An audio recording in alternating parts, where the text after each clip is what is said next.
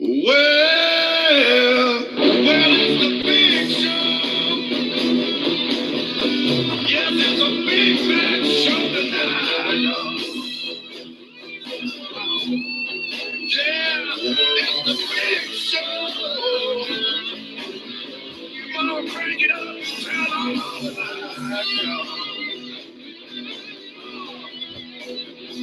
Well, get ready for something that you'll never know.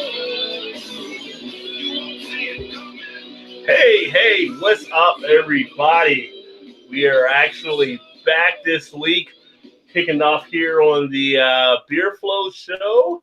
Welcome, everyone, and it's been a while since we've actually done this here. So, 3 weeks ago, I guess, was the last time we actually did something, I believe, right? So, back from Mexico in one piece after being down there kind of in a macro oasis, so to speak. Didn't get much craft beer in there, but that's all right because I made up with other stuff, which I may share later on the show. And back again, of course, we have Eric here, Eric, a Lions fan from up in Michigan. We got Joe from the Beer Patrol here in Buffalo.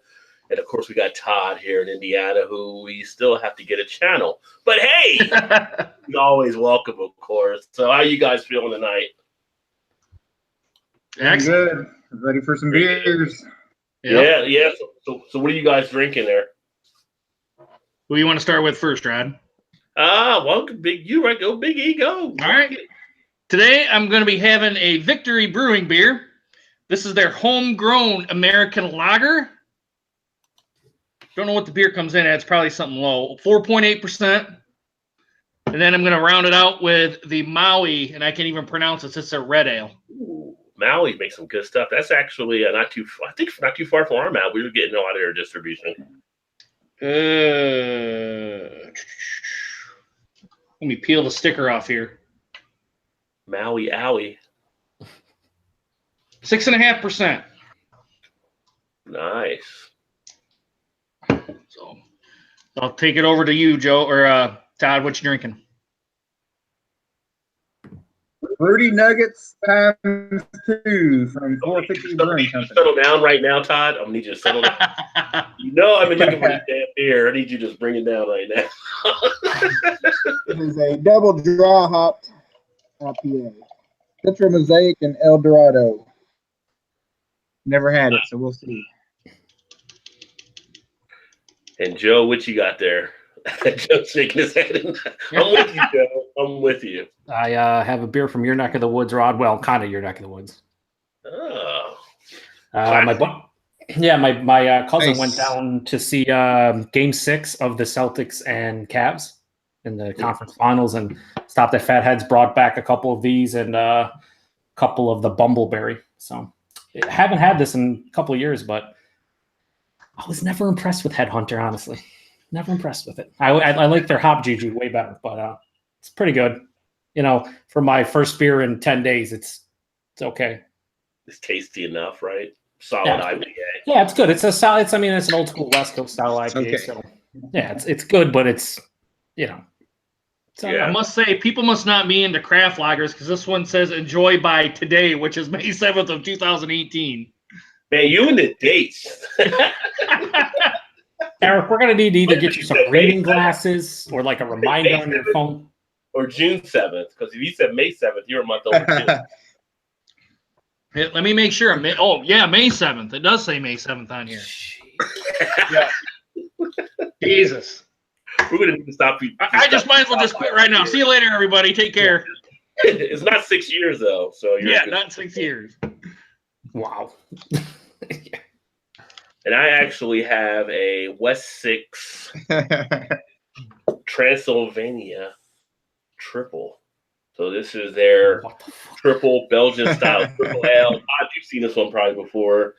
9% ABV out of West 6 out of Lexington, Kentucky, or depending where you're at, Kentucky. So true to the crimson can through all our days. So West 6, they do some pretty good stuff. In fact, their India Pale Ale is kind of seen as one of the, somehow it gets ranked as one of the highest ones in the state, but I think that was way before it gets hurricane and some other stuff took place. I only know of them because they got sued by Magic Hat for their logo being the upside down number 9 for Magic Hat's 9. If you look at the logo. Oh yeah. So I mean, because what is a 6? I don't know that I've seen that one. Oh, really? Well, it is a limited edition, limited release, and the date on this one is actually 4/25/18. So it's not really bad for a Belgian style. Month and a half, I guess you could say. That was in good shape.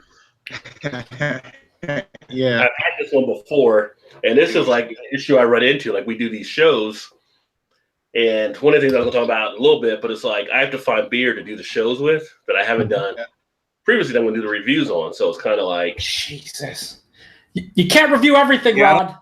Well, that's the thing I was going to bring up. Yeah, can you have too much beer? Like for when you run your channel, you get certain beers. Like a lot of us will get like 101s rather than buying a 4-pack every day review them. But then, do you wait to do a review before you actually drink that beer? No, because then if you got a beer and say you crack it open, you're not doing a review, and you're like, this is a damn good beer, I should have done a review. Guess what? You don't have another beer to open up. You can start the review halfway into the bottle. We know some people do that, but like, never happened. Not once. I mean, it all depends. Everybody's different. For me, I know that it's a fight that I'm going to lose if I want to review everything that I want to drink, because that I would be putting out videos like twice a day, every day, and it's just not reasonable. So I pick and choose. I will say more often than not, if I drink something like on one of these shows or just by myself offline or whatever, hanging out with people, and I don't record it, right, I do get upset if it is a great beer. That's like, man, I wish I had the cat rod. But it doesn't really matter, because at the end of the day, there's the never-ending supply of awesome beer that you I don't have that problem. It's true, Todd. True, Todd. You're never going to have that problem, most likely.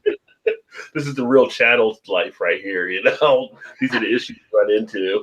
I didn't have to look at the bottling date on this because it was picked up for me, but I will say that this is 2.5 weeks old, so pretty fresh. I'm sure that's an 18 and not a 17, so we're good. But I might try to guide you. I can't talk right now. I've only had like 2 sips. What I might try to do is find out to get some stuff put together. If I can find it out there right now. I don't know if Todd, you ever had the Rhinegeist Striker? Usually it's only done in a 22-ounce bottle. They actually decided to can it this year into 4-pack cans. Todd, you're talking, but nothing's coming out. It's like watching Kung Fu.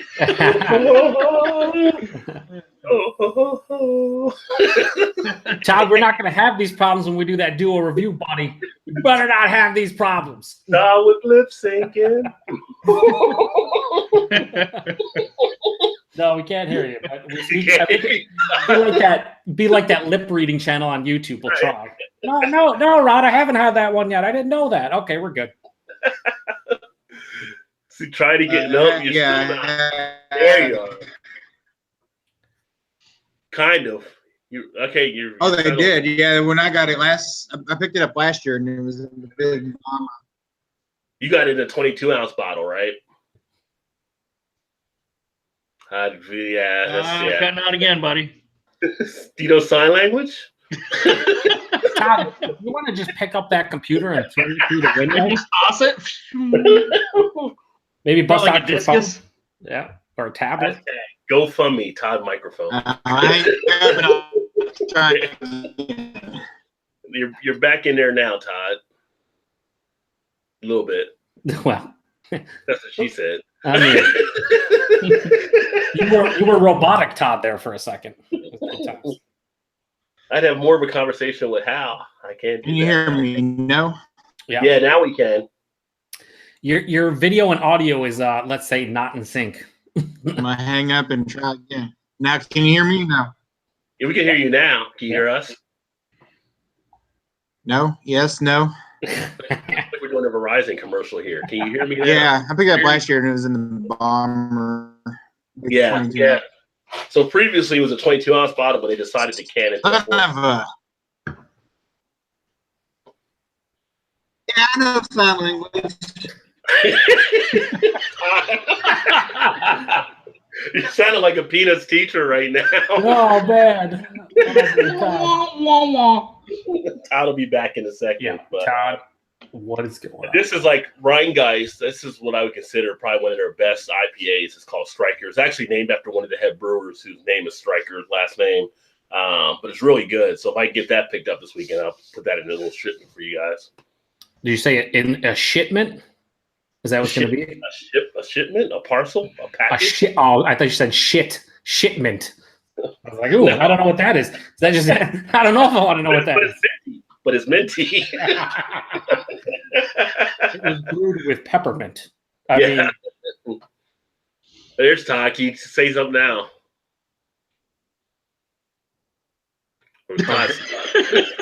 Or don't, Todd. Just have a befuddled look on your face. We understand. If I wasn't into just my first beer, I think you were just screwing with me right now. But he's trolling us. It's not my kind. The ultimate troll. Any comments out there before we get into anything? Yeah, we got some. Yeah, we got some.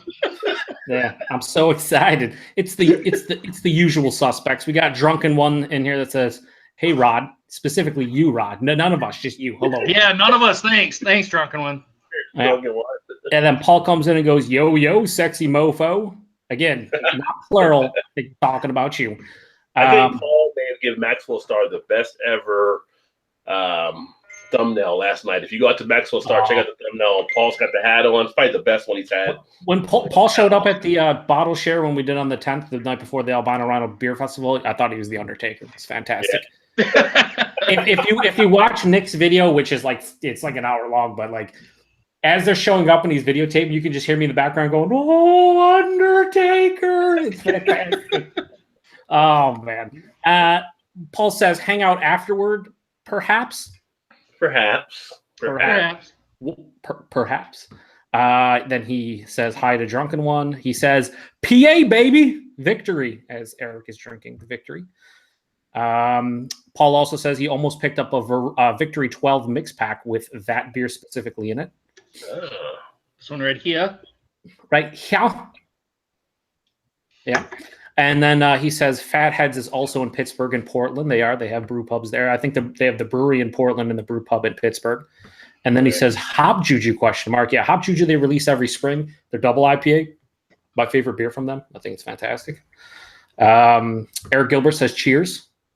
Cheers, Eric. Cheers.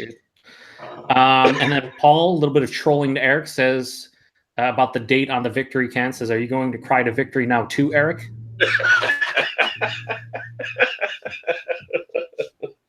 Oh. Yes, he is. And then he says, "Freebie grabbing again." A little bit of a hate there. Haters. Yeah. Eric says nothing wrong with a well-aged lager. I mean, if anything's going to age, a lager is not. It's going to be probably fine. Should be okay. And then Eric goes, "LOL, Eric," in response to Eric Gilbert says, "I could have gotten out the Bush Ice, which I have a can of." That's on you, Eric, by the way. Why does Bush have an ice, though? Why does Bush have a beer, let alone an ice? I don't know. Mysteries of this world. Paul also said all sixes are upside down, nines, 69.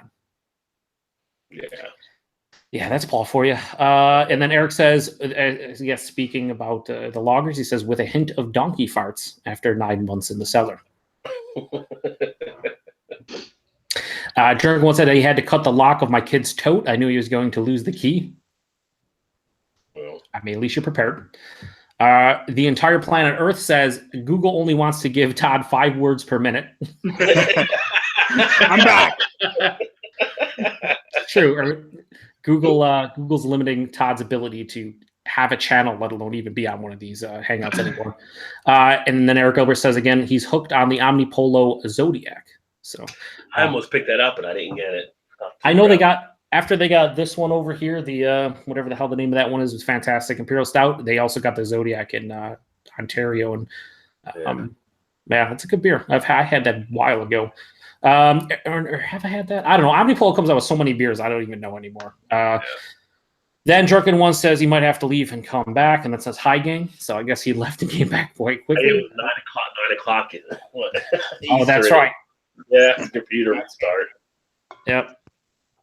Bump says the original Fatheads restaurant is in Pittsburgh, but they don't brew there. Yeah, that's what I thought. I knew they didn't have a brewery there. They have Yeah, I guess not the brew pub. I guess it's the restaurant. I know thing about Fatheads is I think they're going to be in the Western New York market within the next 6 months to a year because aren't they expanding up there like the brewery and whatnot in Cleveland? Yeah. So Yeah, I think they are as well in Cleveland. Yeah. I really like the like I said, I have a couple bottles of the Bumbleberry. The Bumbleberry for me is like one of the best blueberry or fruit beers. It was much for me. It's okay. I like it a lot. Beer, but maybe it's just I'm not a huge fruit beer type person, but it doesn't really knock me back like it does a lot of people. It's super refreshing. The best I ever had it was at the brewery when they actually put blueberries in there, which I'm not a huge fan of, like putting orange slices on that stuff, but it worked. It worked. It was good. Sure you're not. I like all the orange slices. Give me them all. But that's all we have for comments to now, aside from Earth saying hello to Bum. Well, this one is actually not too bad. I've had this one before. It's nice representation, nice little coriander feel, a little bit of a clove feel. I wouldn't mind going down to West 6 at some point and checking out their brewery in Lexington. I just have to get down there at some point. But I'm thinking if I go around this week, I might try to go to like Braxton Labs, maybe Listerman. That's some pretty good stuff. I hear great stuff about Listerman, like great stuff, and I never see you drink too much of it. Is it just because their beers are great? A lot of stuff you have to go there to get. I mean, they have a little bit of a distribution now where they get like taps and stuff out. They do can some things, but it's not like it's a far drive. It's like 30 minutes from here. About to go to Xavier's campus pretty much, and it's right off campus there. But they got a nice little tap room and stuff there. The problem you have when you go to a place like that is like you get out there and then it's like sometimes you want to eat something. They have no restaurant there. Occasionally there might be a food truck. So it's kind of like I go to a Mad Tree or somewhere else where I can get food and stuff too. I'm more apt to sit there and do some stuff along those lines. You need to sacrifice, Rod, to get that good beer. Get sacrifice. Yeah, well, it's good for sure. They got the best probably deal you can get on flights of any of the breweries. I mean, it's like they make great beer and it's like $2 a glass on their flight. So you spend like $8, I think, or whatever it is. It might be less than that. And they're like, I asked them about it, and one guy was like, well, they don't want to gouge people. Like the owner believes that everybody have a good taste of it. They want to get more, they'll get a pint of something. So they're pretty decent, pretty nice setup. I'm trying to think of some of the other ones. We just had some other ones that just opened up too. Alexandria Brewing Company. I still got to go to Darkness Brewing. Just got too many of them. We got more on the way. March 1st just opened up here. So you're coming up to Dark Horse? Huh? Is that what you're coming up to Dark Horse? No, there's one called Darkness that we have here. Oh, Darkness. Okay. Like, Charlie Murphy, Darkness. Darkness. But we have a bunch of them that are just like pretty good. And then we got some over in Indiana across the river I haven't been to. I need to make a beer run over there probably this weekend as well because my best shot at 450 North is going over to across the border to the liquor stores we have there. But anyway, not that I don't have enough beer in the basement, as we've talked about and shown on the video. It's kind of like, how much more do I really need to get? But it's always particular when you go on a beer run now, and Joe, you might be the same way. I know you got a lot. I don't know how much you have yours, Eric or Todd, but I know Joe's got more than I do. It's kind of like I can walk in there and not feel like I have to get something all the time because I got so much at home. So now it's got to be something really catch my eye for me to pick up something most of the time because there's so much beer I have here. Yeah. Yeah, I'll show you. I posted it on Facebook. I'll show you. But no one likes a bragger, Eric, but they do. But they kind of do. Like I kind of want to hear you brag. Joe, you better settle down, or you ain't getting your beer mail package, buddy. Oh shit! All right. Simmer down. False tweet. Basically, what Eric did was he hit up the Old Nation and went like balls deep. Is basically what he did. Balls deep. Thanks. I mean, that's what you did. You can't deny it. Somebody has to. I mean, someone has to. Someone's got to go deep. Got to take one for the team every now and again. Hey, you're coming in pretty damn good now, buddy. To make fun of Eric, you come in clearly, is what he said.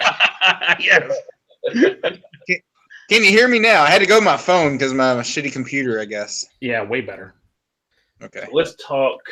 Are you pulling it up now, Eric? Yeah, I'm trying to find it here. So, okay. But keep going. It's probably gonna take me a minute. I'm gonna pull up a clip here for the maybe my favorite beer video of the week. Oh boy, what the frig?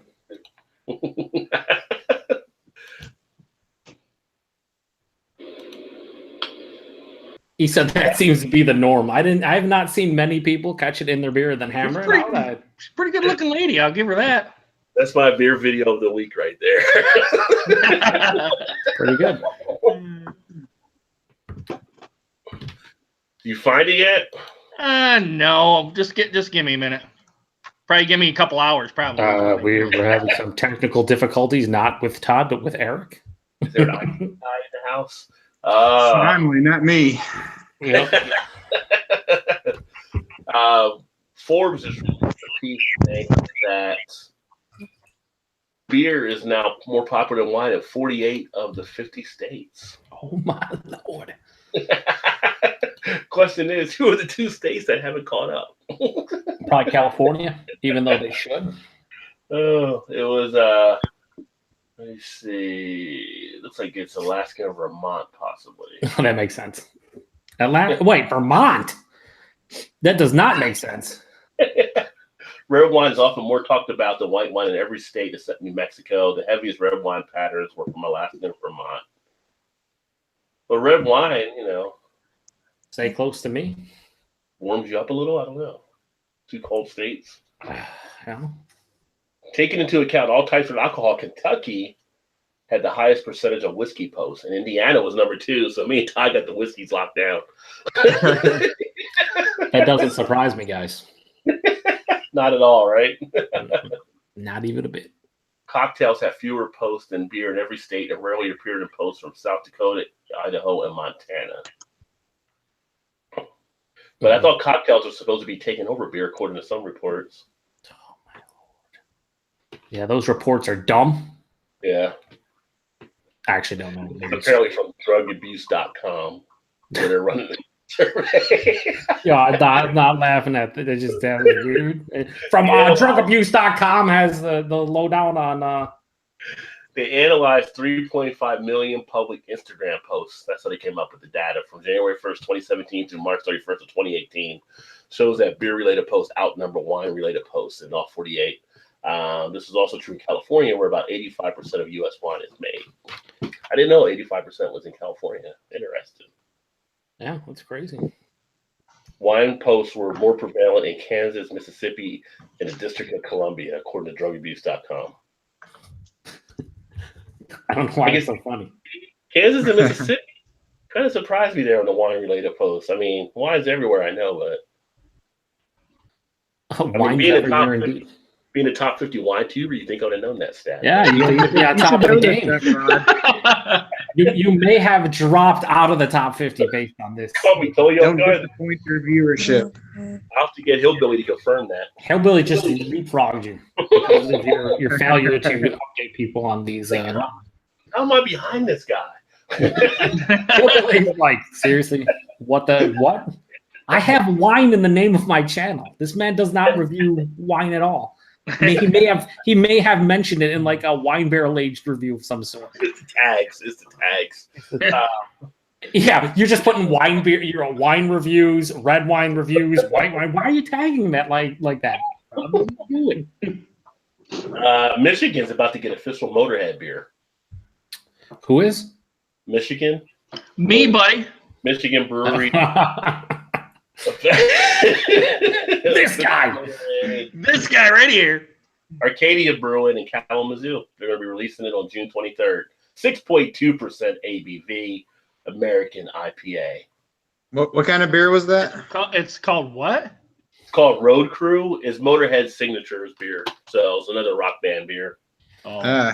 Ace of Spades. Is it just Spade? We're just very proud to realize Lemmy's and Motorhead's dream of selling our beer all over the world. Say guitarist Phil Campbell. No, you're happy they gave you a check to put your name on the beer. Lemmy passes away and they're like, let's just sell it to everybody. Do it. They woke up one morning writing the song. You know what would be cool if we had a beer around the world? Yeah, and let's call Arcadia. Arcadia. Which is just weird that they would choose them out of all the Michigan breweries or all the breweries in general. I'm not saying Arcadia makes bad beers, but they're not at the top of my list of breweries that I would be like, let's go to them right now. The label looks pretty cool. You can see it here. They're probably the only one that would do it, I would imagine. Yeah. Kind of wicked looking label. That is real surprising that Arcadia would get that. I don't. There's a crushable hop forward India Pale Ale with attitude that showcases a floral and citrus hop character with just the right amount of malt sweetness. Now I want it. Like now I want to drink it. Yeah. Even though it's brewed by Arcadia, I still would like a Motorhead beer. Arcadia ales aren't too bad though. Yeah, on a scale of 1 to okay, they're okay. Like they're solid. They do all right. They're I've had like a half a dozen from them, and they're hit and miss. If you're a Motorhead fan, No Remorse, 1984 is named number 7 on Rolling Stone's 100 greatest metal albums of all time. We might have to confirm that with Chris Peters. I'm not sure. We're gonna need to settle down. It's not black metal. I mean, Paul is in the comments. Paul can confirm what's going on, but Paul was sounding. Speaking of comments, anything else jumping off out there? Yeah, we got some. Eric Gilbert says, "Brother," he said, "Bother darkness, Bam." I think he meant brother darkness, because And then he says, "Twin bother darkness, Bam." I don't know. Dragon One says, "Hell yeah, my kind of Gale," in reference to your video of the week. Earth says that was impressive, and then Eric Gilbert says, "Must be Canadian." I don't think she was. She might have been. Who knows? Jason Voorhees says he has no idea how some folk can sell their beer for 2+ years. I have done just that about 200 times over. Hold that thought. Speaking of that. Oh, hang on. Segue! It's a motherfucking segue! There's my beer cellar as of now. It's not a lot, but... Eric, that is the most pathetic but cool thing I've ever seen in my life. He's like, here's my beer cellar. There's 9 beers. No. So that's cool, though. So it's in the early stages. Oh shit! How do I get rid of this? Oh, there we go. It is.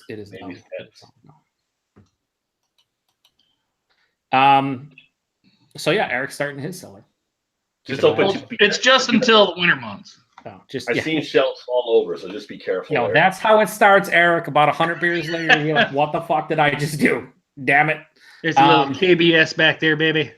75 beers later, you're like, am I ever going to drink any of these? Yeah, baby, they look so good on my in my cellar on that shelf, baby. I don't want to drink it. Earth says, we all know Instagram is a solid source for factual information. Jason asked a good question. I'll save it to the end because it might have a nice discussion. It might start one, hopefully. Whiskey Throttle shows up. He says, "Oh my God, it's the Beer Street Boys." What's up, Whiskey? Beer Street's back. All right. No, I don't know what's happening. Yeah, it's all right. It's all right. We're good to go.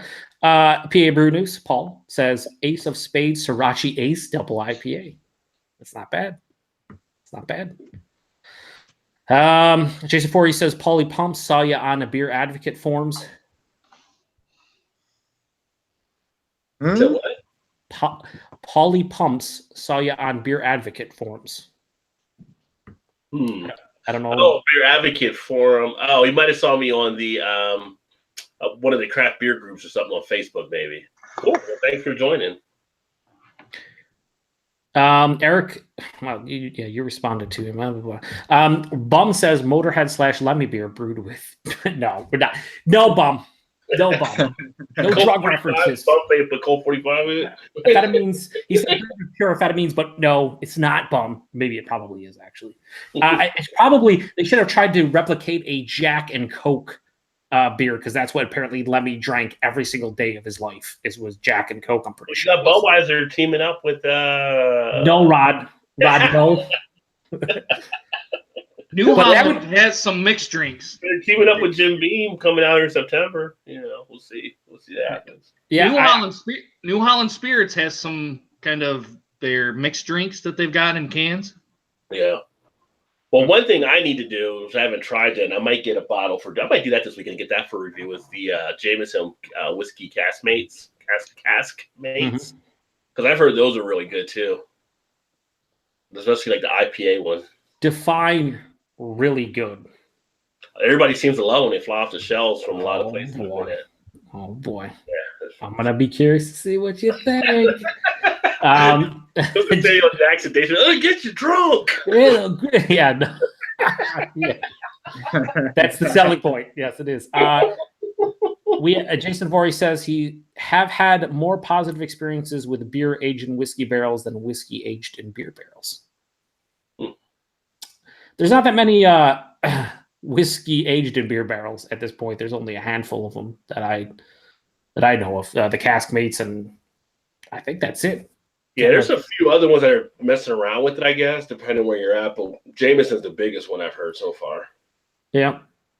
Eric Gilbert says, nope, I'm Hammer. Fucking A, bro. Fucking A, bro. Fucking right, boys. Just going out for a rip, Eric. Going out for a rip. Paul says, Eric's cellar is even worse than Eric's. Wow. Eric with a K, he says, that your cellar's worse than. Just to specify.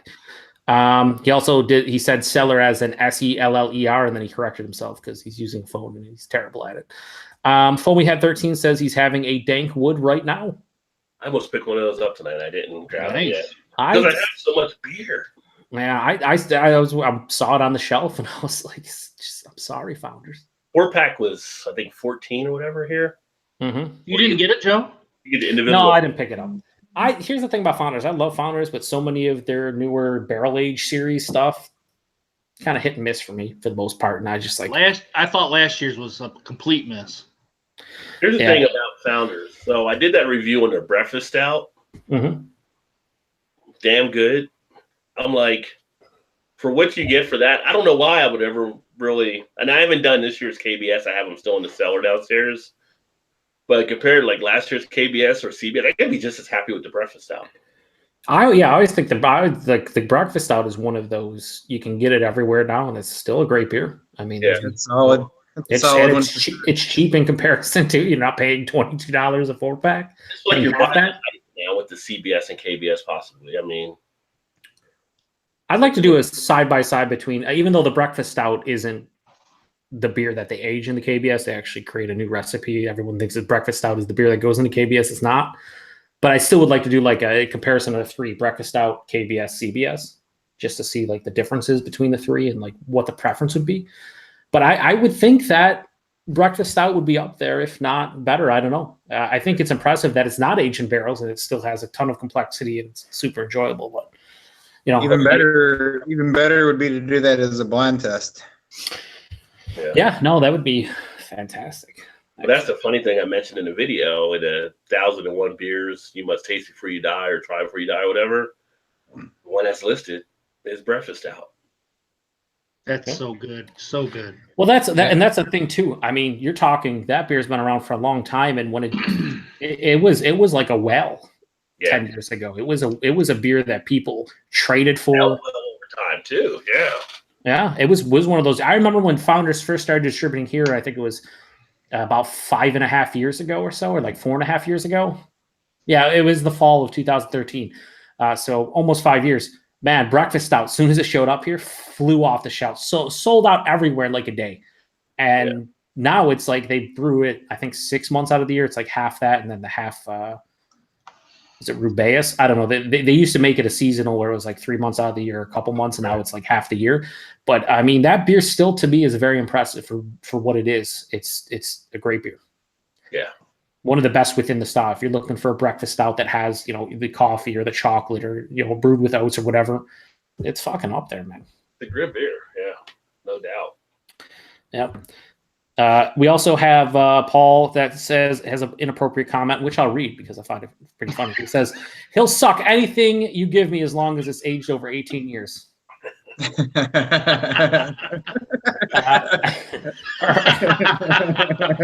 Paul can deliver. That's Paul for you. That's an appropriate dirty, but well thought out.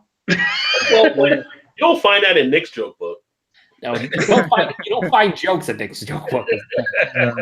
Earth says aged in quote IPA barrels. Yeah, that's the funny thing when they do say Asian IPA barrels. Are they taking IPAs and aging them in like whiskey barrels, and then they're taking those barrels and then putting the whiskey in? Is that what like Jameson's doing?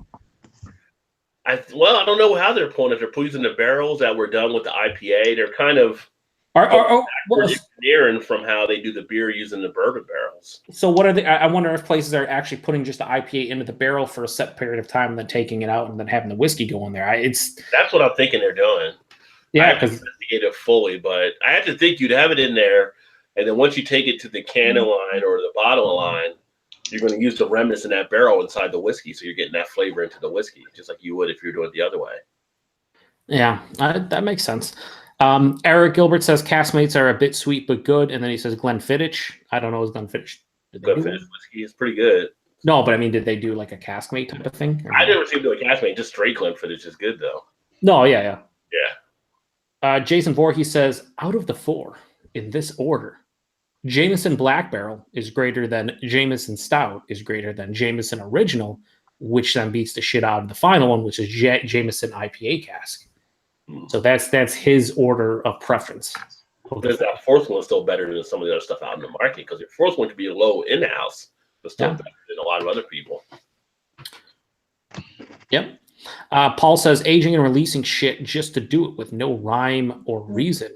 A lot were overpriced messes and bottle. I think, unfortunately, that's been a byproduct of it being so popular. Barrel-aged beers is that you get breweries who don't know what they're doing, or breweries that just take their base beers and throw it into some kind of barrel and just hope for the best.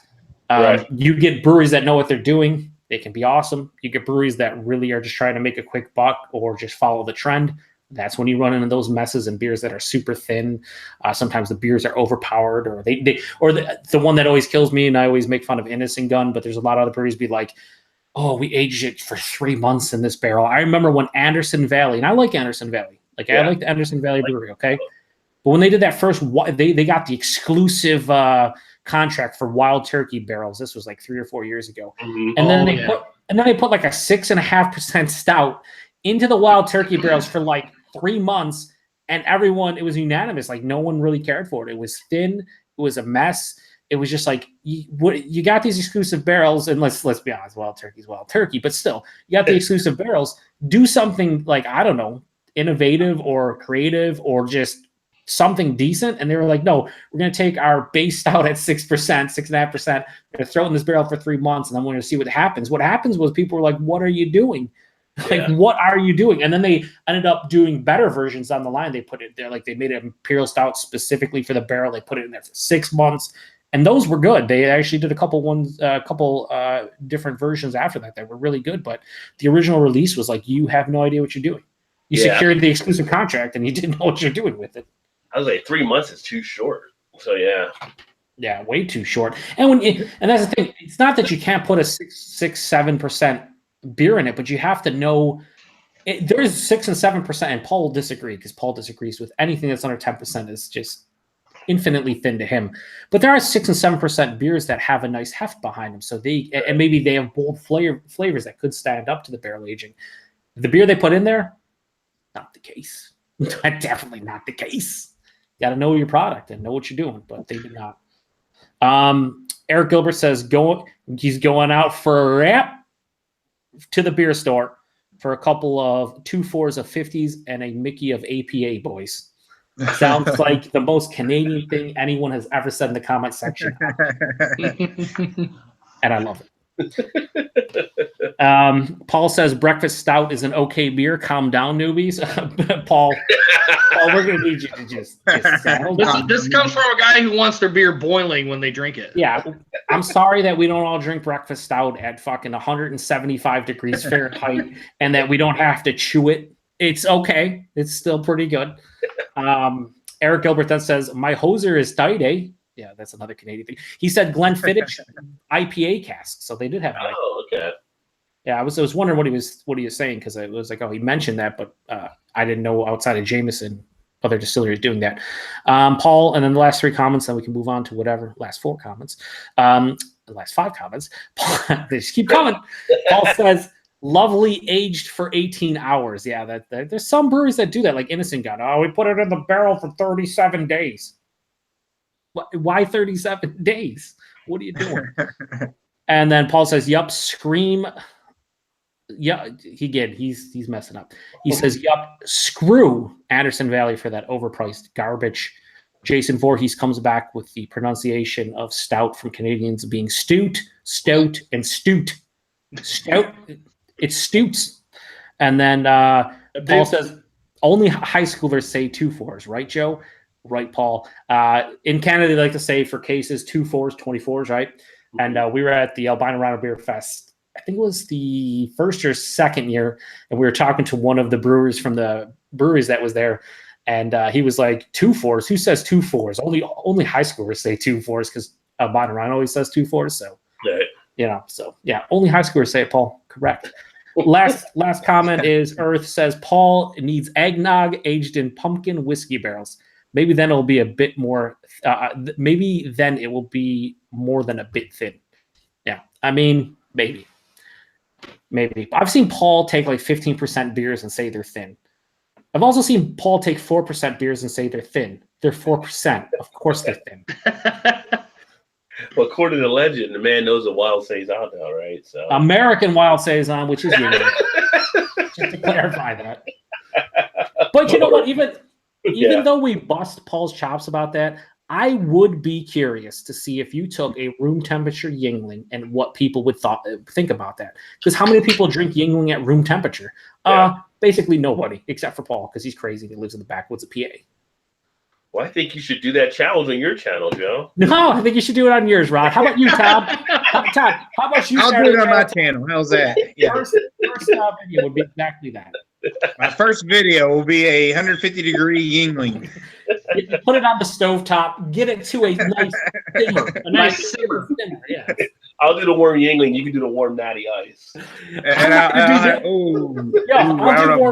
Nobody wants Natty Ice here. Nobody. Maybe Eric slightly. Last like Natty Ice. Yeah, he does. Eric, man. I love you, Eric. Push ice right in there. I can grab it for you, buddy. I mean, you can grab it for yourself.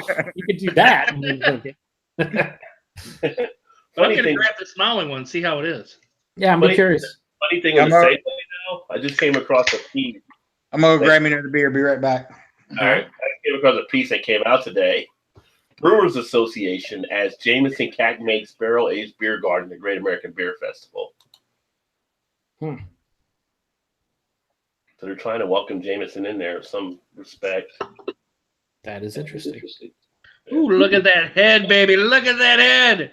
Baby, are you pouring it like a crazy maniac there, Daddy? What are you doing with yourself, baby? Like a 17-finger head, baby. I really like their coconut porter. And yes, because that's coconut in it. And I know you don't, Eric, but that's I've had their coconut porter, and it's good if you like coconut for me. Yeah. Just enough. No, it's solid. Yeah, it's not overbearing with coconut. It's very balanced. And you know I'm not big on coconut beer, so. Never heard. I thought you loved it. They noted here, the Jameson Cask-Make program offers a natural extension of craft beer and the new beer garden that GABF provides an exciting setting to satiate the thirst for barrel-aged beers. They're trying to build that up. That is a festival I like to go to at some point, though. What is it? Eric Gilbert wants me to get the ice. You know, it'd be really cool if we could get like all of us and even a bunch of beer tubers to go one year to the Great American Beer Fest. Have like a dozen of us. Yeah. And that'd be a great time. Where's the Great American Beer Fest? Colorado. Colorado, Denver. Rocky Mountain High. Let's do it. Yeah. We can walk Colorado. We can walk in like Reservoir Dogs. Baby, we're gonna film everything here.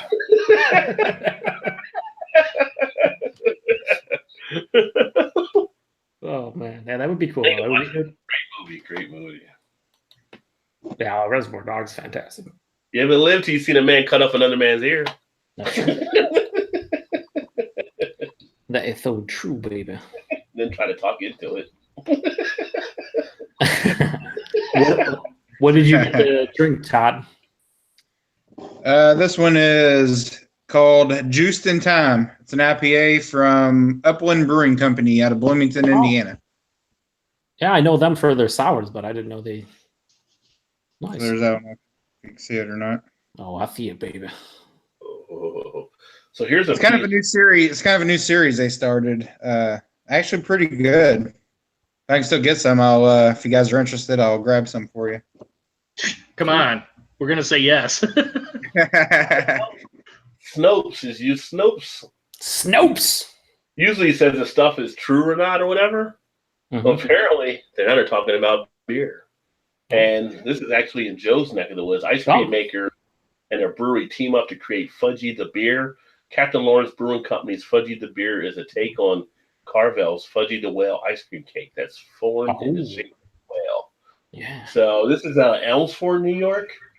Mm-hmm. I don't know how far that is from where you're at. That's downstate, probably like four-ish hours, like 4 or 5 hours. It's closer to New York City. Okay, well, kind of like they did here with the Graders and Braxton, I'm sure. But they joined together, and the stout beer is brewed with ice cream. It's brewed with the ice cream cake maker signature chocolate and fudge and the 6% ABV. The brewery says it pairs well with smoked foods and chocolate desserts.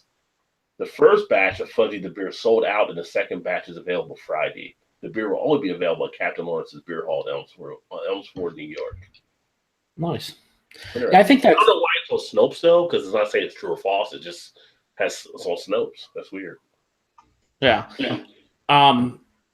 That must be pretty popular, the whole ice cream and beer thing, because even here in Western New York, there's a brewery called the New York Beer Project, which is in Lockport, New York, and they teamed with Perry's Ice Cream, which is a Western New York staple, and I think they've released 3 or 4 collaborations. They did a sherbet sour, that was like raspberry orange or something.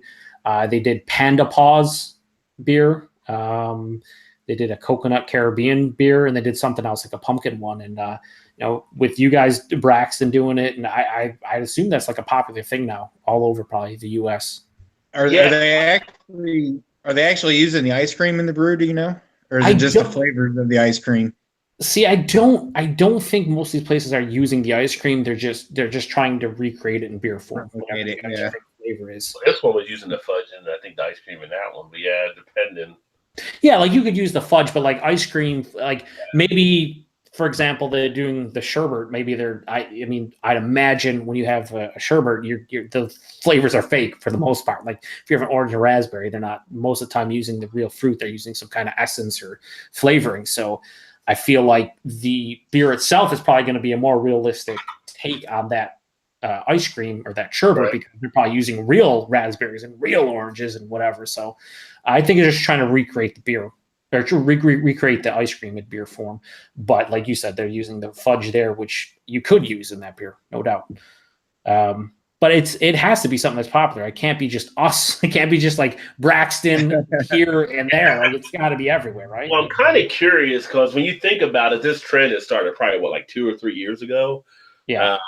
And that's actually right at the time that they came out with Not Your Father's Root Beer. That people started making floats using it. So I think maybe the brewing industry kind of caught on to that, some of the smaller brewers, and maybe that's kind of an influence. And that's kind of, this is something like basically, I guess, like a macro thing I'd introduced, and now craft beer companies are running with it too. So I know the ones Braxton does are really sweet. Yeah. Or at least the ones I've had have been really sweet. Which I guess you would, dessert beer, I guess, is what you would think it would be an ice cream. And I think that's why they're more novelties. If they made them more drinkable, they could be part of like a rotating series or like a, seasonal offering or whatever. But most of these are usually one-offs and limited. Yes. So they're trying to recreate it, and it's pretty sweet. But yeah, like I haven't had any of the New York Beer Project because they're usually – so one thing about the New York Beer Project here, they are usually draft only. So I either have to get it on tap, and the brewery's like 45 minutes away from me, so I don't usually go there. And it's kind of just like out of the way. Kind of like you were talking about, Listerman being kind of in the where Lockport is. It's all the way to the north east of me, but there's like nothing around there. So the only time I happened to I've been to the brewery once, and it was only because I had something else going on nearby. So, I wish their stuff was easier to get because they make some pretty good stuff. Yeah, sometimes the location definitely helps. I think a Mad Tree, their new facility is pretty much right off the highway, so you get there rather easily too, and that gets a lot more people to come out and try their stuff. Yeah, for sure. There's actually an interesting piece that I'm looking at here. I'm going to actually post this on the Facebook page, but it's a piece about Lagunitas and their successful formula of craft beer. and it says music unchanged but Heineken takeover, but they're basically talking about how they've been able to stay true to who they are, even though Heineken took over ownership. You always have to between craft beer and everything along those lines. You know, when a company gets small brewery gets too big or they get bought out, people are like, well, it's going to change and blah, blah, blah. So it's an interesting piece that talks about how they weren't affected by the Heineken. And all it does is really kind of back them more to allow them more opportunities. That's cool, but they're not craft beer anymore. Sorry, Lagunitas. Brew Association said you're not craft beer. Be gone. Be gone. By the Brewers Association definition, that is true. But if anybody wants to see the piece, it was a piece done by Forbes that I'm going to put on the Facebook page, Rod J. BeerVentures, if you want to read it. You know, when I was at Wicked Weed last fall, and I talked to a guy that at the brewery and asked him the same thing, like, how do you think it would affect, you know, of course, then it was kind of still somewhat new. Right. He's like, their talks was they weren't going to mess with them at all. It was just more of a gameplay for them to get into the distribution of, you know, craft beer, so they didn't have to take over, you know, do anything new on their part from like AB, you know, from Anheuser-Busch. Right. So I was like, you know, they're just gonna get in the market and just buy up these breweries so they don't have to do it themselves, which is, you know, genius if that's what they're actually going to do. But is it really craft beer by definition? I guess not, but you know, whatever. Teach their own, right? Everybody, some people care about it, some people don't. I mean, yeah. You can probably line up 10 people that like craft beer, and half of them probably say they don't care, and the other half will never buy the product again. Yeah. Whatever. Well, and the other thing you mentioned was, you know, it's going to help get their product in more people's hands that would not otherwise have gotten it before, which is, you know. Mm-hmm. And money is nice. Yeah. Really nice. Yeah, well, yeah, that too. When they went with 10 Barrel, I've always read about 10 Barrel, and then when they went under AB and Bev, we started getting 10 Barrel here, so I was able to actually check it out. Wasn't as impressed, but I was able to check it out. I don't think 10 Barrel was ever impressive, though. That's the problem. At the same time, Elysian fell under the same role, and their Space Dust is a good beer. It's a solid beer. People hate on it as much as they want, but it is still a tasty beer that hasn't been affected as far as I know. Have you guys had their stout from them? I have not. I've had the side split shot, right? I haven't had it yet. It's in the basement. I think it's their Imperial Stout is the one I'm talking about. No, I didn't know they made one, honestly. No, I haven't had that one either. The ones that I'm familiar with are the Space Dust, their split shot, and then they're pumpkin beers, which I was going to say is if anybody out there enjoys pumpkin beers, they do actually a great job at all. I've had like 4 or 5 different pumpkin beers from them. The only one I wasn't a fan of, they did a pumpkin Pilsner. Yeah, it wasn't good. The rest of it, though, just stop right now. it wasn't good. The rest of it, though, they like their Dark of the Moon, which is their. They were one of the first places that did an imperial stout with pumpkins, like a pumpkin stout. They were one of the first ever. They also did the first ever that I can recall, like mass-produced coffee pumpkin beer. We like to talk about coffee pumpkin from Southern Tier.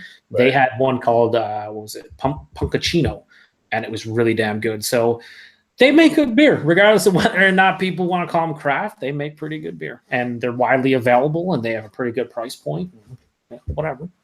And the distribution's helped them to set that up. So yeah. And again, and if these larger companies truly stay away from them and just let them be what they are, and just help be the bank for them to expand and do trial and error things, and I think I don't see how that's a bad thing, really. No. Well, for some companies, it's a balance sheet play for them. So they want it for the assets under their management, under their corporation or whatever, just strengthen them. It's like the company I worked for, our parent company's now out of Japan. You would never know it, you would never see it, but it's more just on their balance sheet that we're the top asset for them. Now, if there's different sides of that, if they're going to be like Heineken and leave Lagunitas alone, you have a benefit of that. But if you're like some of the A and Bev and they start going out there and they start buying up the hop farms and all kinds of stuff, that's a different play that affects a lot of the small breweries. So, I love the one hop farm in the back of my property. You want a hop farm on the back of your property? No, not really. But the idea is, intriguing. Let's put it that way. With all the small breweries you got in Michigan, if you create a hop for them, that'd be a little bit of a money play. Probably you could get off of that because you got enough property out there on the farm, and you can if you're growing locally, you probably get some brewers that'd be interested. Hell, a half acre, I could put a whole bunch of shit. It was right there and ding, gone. Oh, poles. Wooden poles. Just put a string on. I thought you were going to say put a little field and you had to blow a plow, you know? Yeah. And I was concerned at what Eric was going to say. What is going on? They're not coming out of the ground. No, I've seen your place from your videos, and you got enough space out there. I mean, one of the people here I met a couple of years ago, she grows local hops, and she sells the Rhine Geist and Bad Tree and all these different other breweries from them. Yeah. You got the space. I don't know. I've always thought about it, but then it's like, damn, now I got to go out and pick them damn things. Yeah, I mean, you got to take care of them. You grow them, you have people come pick them themselves, and they just pay you for the bushel or whatever.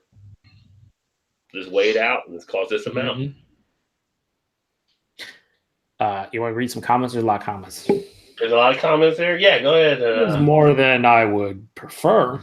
I mean, keep the comments coming. Keep the comments coming. I understand. You're the comment reader. I'm not. I'm not. You make me the comment reader. You're the comment editor. So if you want to skip over things, you can. No. I don't. This is not the influx of certain people. We have Eric that said he would kick that brewer in the nuts. This is an older comment, so I don't know what he's referring to, but yes. Kicking in nuts. Yeah.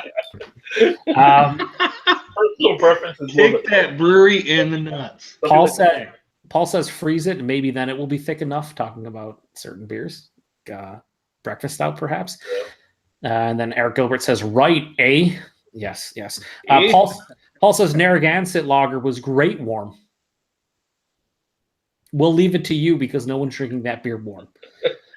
That's a first. Eric Gilbert says, get the ice. Then Paul says, can't type, but that's not new. Denver. He was referencing the Great American Beer Festival. Paul says, Captain Lawrence's Captain's Reserve IPA was so fantastic, baby. So fantastic. And the Sponge Candy Stout is still drool worthy. I sent Rod the barrel-aged one with candy, still in his fucking basement. The candy's probably rotted by now, but whatever. No big deal, boys. It's rock candy. Yeah, no big deal. I'm going to drink it. I forgot what box is. I'm going to drink it. I'm going to.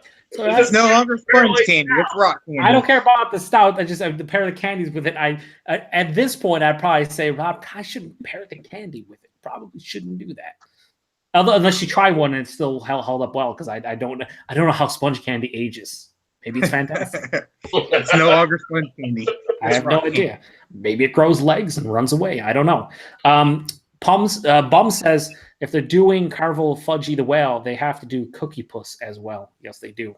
They definitely do. Kind of miss Carvel not being on the East Coast anymore. Yeah, I see them here and there. The actual places aren't, but they still sell their products in some stores.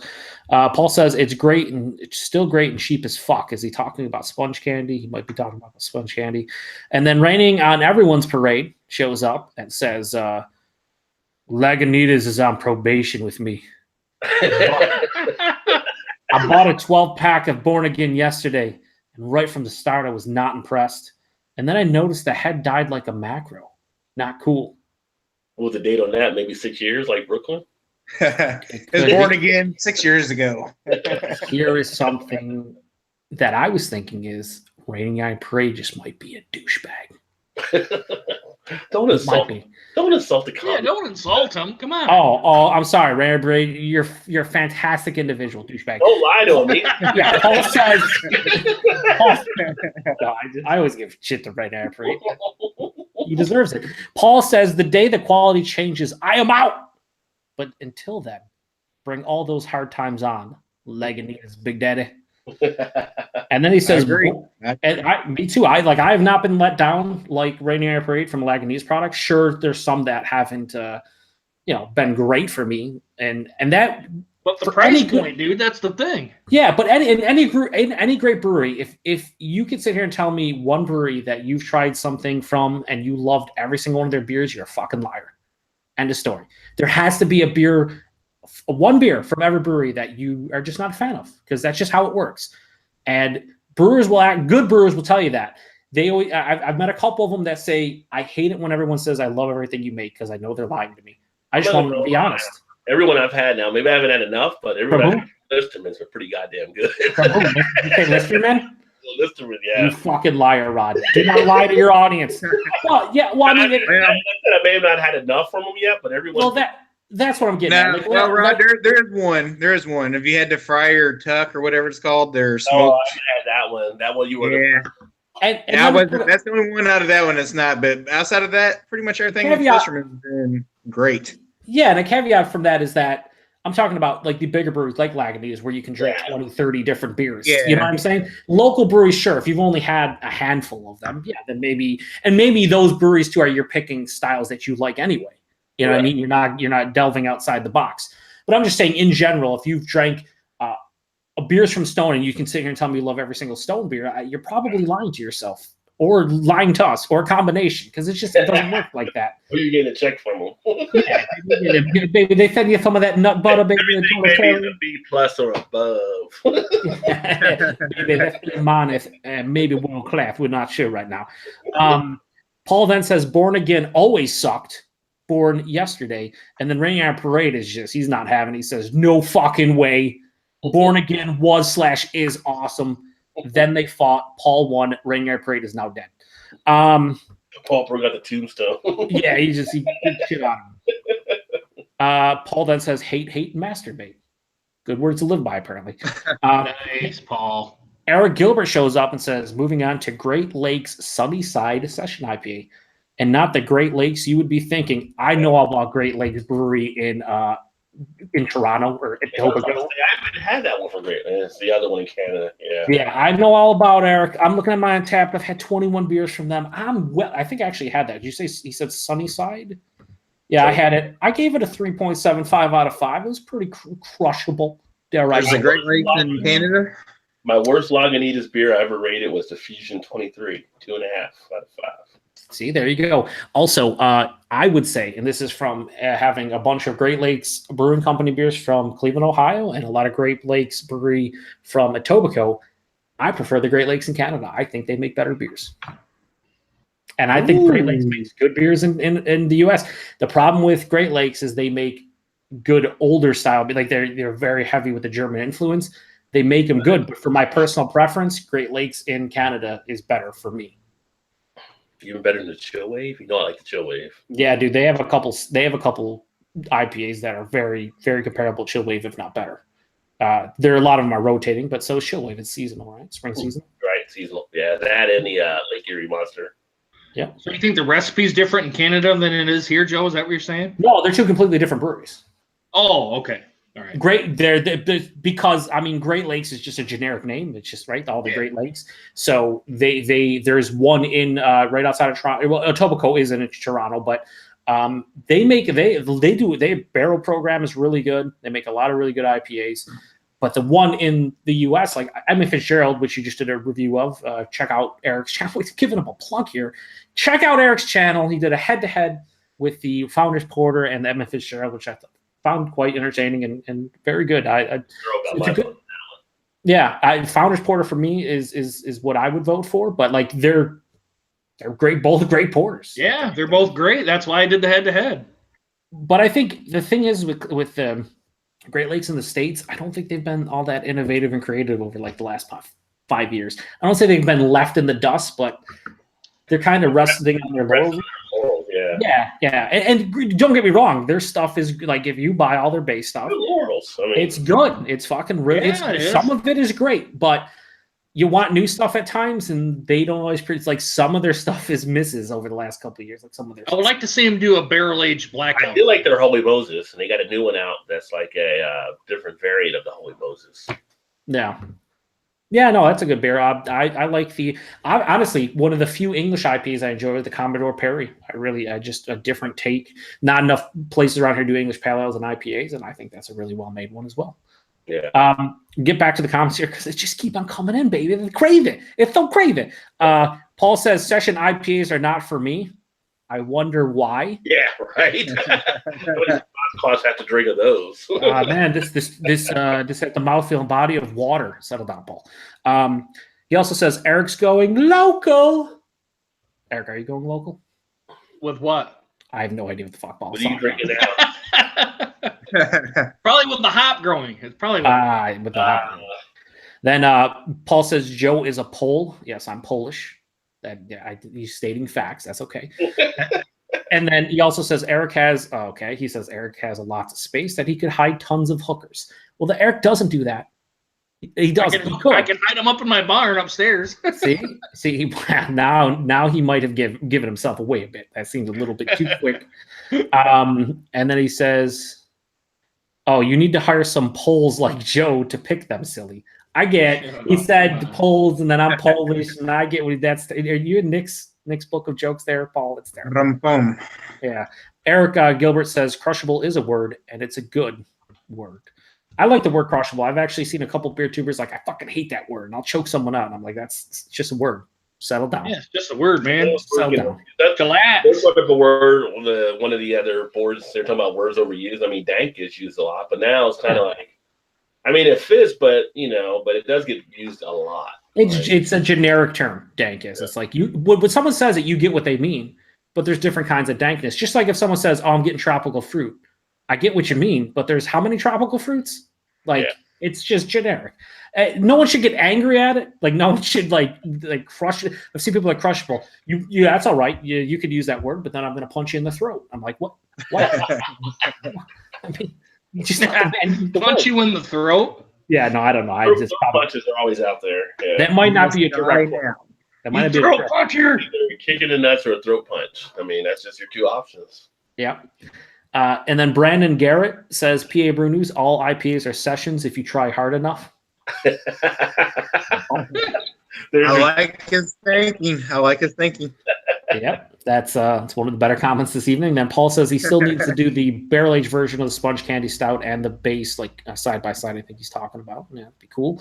And then Paul says I'm sessioning Two Hearted. So yes, I agree. That's a great IPA to session. Two Hearted is Two Hearted is good, but I would not session it.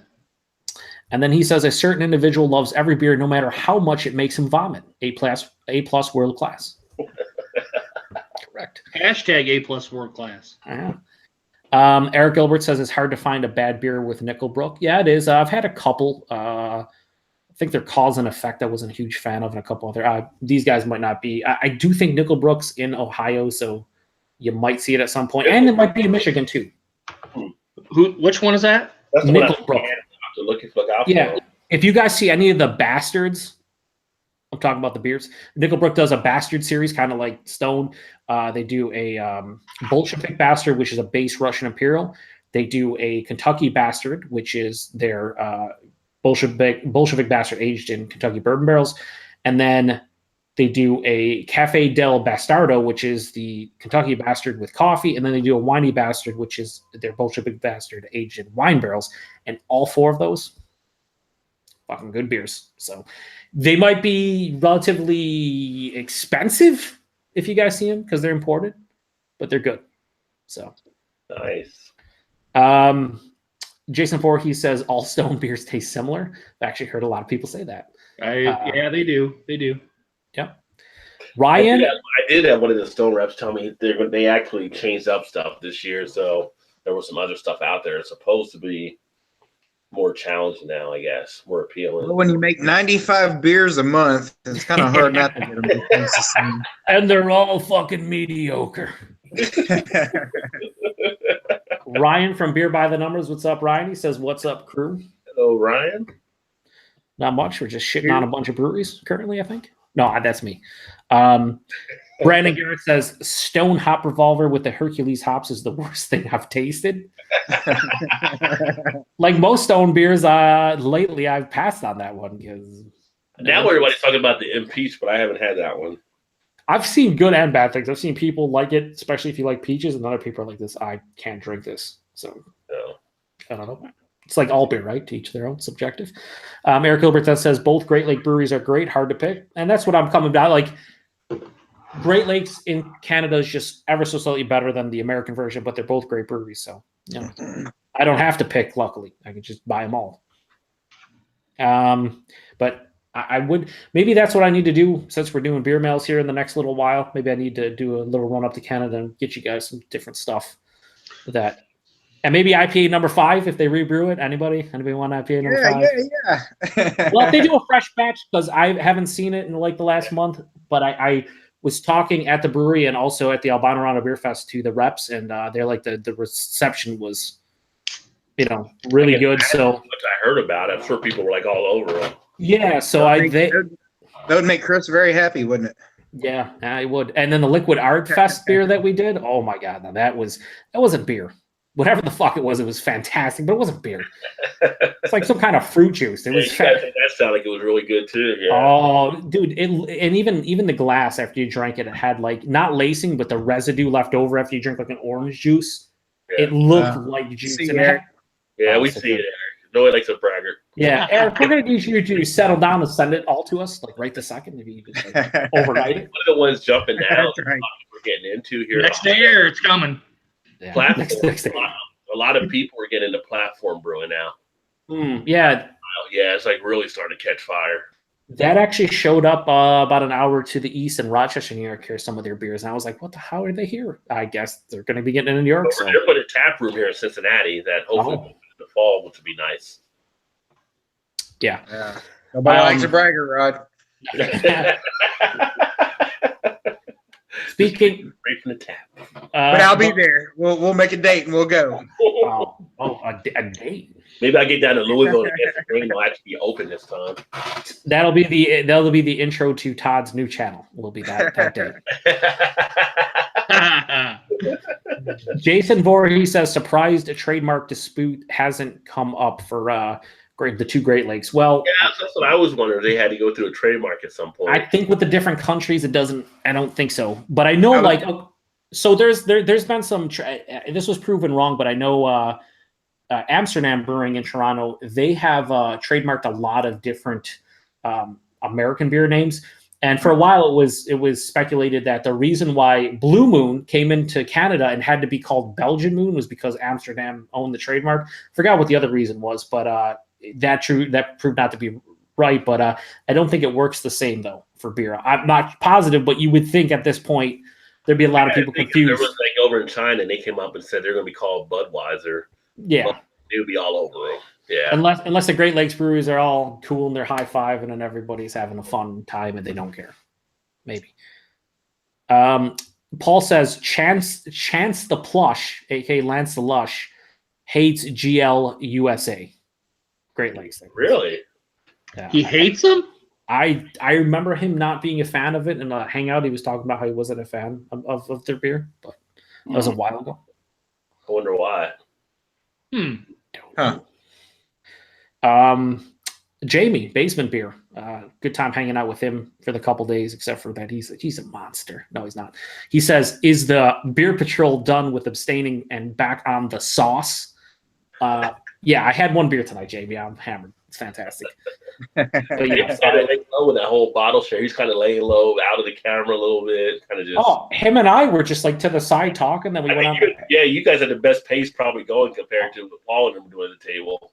That was one of the best. Like I had almost everything other than like 2 or 3 beers of like the 25 we tried. But I did not feel bad at all the next day. It was fantastic. Paul threw up next to his truck the next morning. So you could clearly see that happening based on the video. Paul, he was on a roll. It was pretty easy to pace yourself because Nick was on a roll too. Yeah. Yeah, Nick was fucking just lit. He was lit too. I thought there'd be taquitos at some moment, but they just didn't show up in the video. And I'm so thankful for that. Trust me, I'm so thankful for that. And I know Chris is too. But yeah, no, the bottle share was kind of easy to pace yourself because you look at it this way: there's 9 people there, and everybody was pretty much having a taste of it. Even if you have a 22-ounce bottle, the most someone's going to get is like 3 ounces. So even with 25 beers, I think I probably only drank the equivalent of like 4 or 5 beers over a 4 or 5 hour period. So it was a beer an hour. Now maybe the average ABV was like 8%, but it wasn't territory where you're going to get absolutely shit faced unless you're Paul drinking like half bottles of everything and giving no fucks, absolutely none, and then vomiting next to his truck and then blaming it on acid reflux but it's not. But he did a puking rally because the fest was the next day, right? He only had like a half a beer, like one sample, according to eyewitnesses. Now, Paul might tell a different story because he will lie to us. But yeah, I heard that he didn't drink much at the fest. Slow down. Okay. He's in the comments. He can speak for himself. I just won't believe what's coming out of his face. I'll work security. I'll work security. Yeah, he did the first year and it worked well. We have Earth says lost in the sauce, baby. And then Beer by the Number says saucy. Basement Beer has the hashtag your mother. And then Paul says hashtag word to your mother. Shout out to Vanilla Ice. And then Samson Elmill says, hey, welcome back, guys. Well, hello there, Samson. And then Basement Beer, Jamie says Collective Arts. Collective Arts, the next beer is BMA Breast Milk L. Hashtag baby powder. Yeah, that'd be nice. And then Paul does say he had acid reflux and he only drank 1.5 ounces of beer at the festival, and then he left. Slow the next day. Mm-hmm. He took a lot of beers to the dome that night. He was Pauling, as some people will say, Pauling. He was Pauling a lot. Yeah, but that's all. Caught up on comments. Everything's nice. Well, good. Very active in the comment section tonight. So as I mentioned earlier, so I went down, well, as I mentioned on the video I did before, I shot the video down. I was down in Mexico. So pretty neat. This is like one of the dishes I had there at the airport on the way back. When you go to another country, it's a good idea to keep in track on their currency, on what they actually charge, just as a suggestion. So I went into this. This is a dish I had at Guy Fieri's place. So very good. It's like 3 small tacos, right? And a drink. You can see there was a little drink there. Mm-hmm. And just get something before getting on an airplane. It's like 300 pesos or whatever. So it's 17 pesos to $1. Wow. So I didn't really run the math in my orders. And I got like a drink. And the drink was like, it said 3 or 4. They didn't want a small or large. But I got the large. Next thing I know, these little 2 things got the check. $49.50. What? Wow. Oh, shit. Whoa. How many people did you end up fighting? Yeah, like at the waitress, she told me. I mean, it was all legit and everything. I just didn't even think So always get to know your currency exchange. But that's what happens. However, after they kicked me in the ass, they did give me a souvenir to take home. So nice. Nice. Like, if you take this over there, we'll give you a free mug. Well, thanks. You screw me, but at least you gave me a parting gift. Yeah. The proper response would have been, "Don't you know who I am?" Yeah. I think they I don't pay understand. more than 99 cents for anything. I think they got it got lost in translation and in the exchange. They didn't understand what a Rajay deal actually was. I was Right.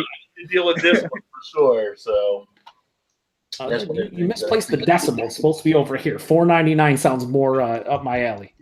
yeah. So, but it was a good time. A lot of good drinks. I ended up putting an Instagram picture out there for. I had a Southern Comfort and cranberry alum. I had to make me and put a picture on Instagram. And Southern Comfort actually followed me, which was kind of interesting. Oh, really? Yeah, but of course, one of my friends at work said, "Of course they did. Why wouldn't they?" I mean, everybody followed. Yep. Top 50 spirit tuber now. You're gonna yeah, all the way there. But if you ever get a chance to go down there, do the all inclusive. It was a good deal. I tell you what. Right? How heavy is that glass? It looked like it was pretty. No doubt. Stout. All right, it's a weapon. It's probably about a pound or 2, pound and a half. I mean, it's really heavy in here, but you can throw some good stuff in there for sure. So It's pretty sharp though. On the shelf though, it's got the little Guy Fieri type logo there on the side. Which, if I had my dream job, it would be pretty much going around to breweries and just talking beer and drinking beer. So if I got a show like Diners, Driving and Dives, I would take it for sure. That would be something fun to do. I could use that for Malt Liquor Mondays. That's a lot of malt liquor, son. Not to say you couldn't do it, but yeah. Overkill. Put one of those 40s in there, might fill it up. Yeah. Guy Fieri's got one of his restaurants here in Louisville. Is it this one was the American Kitchen Bar?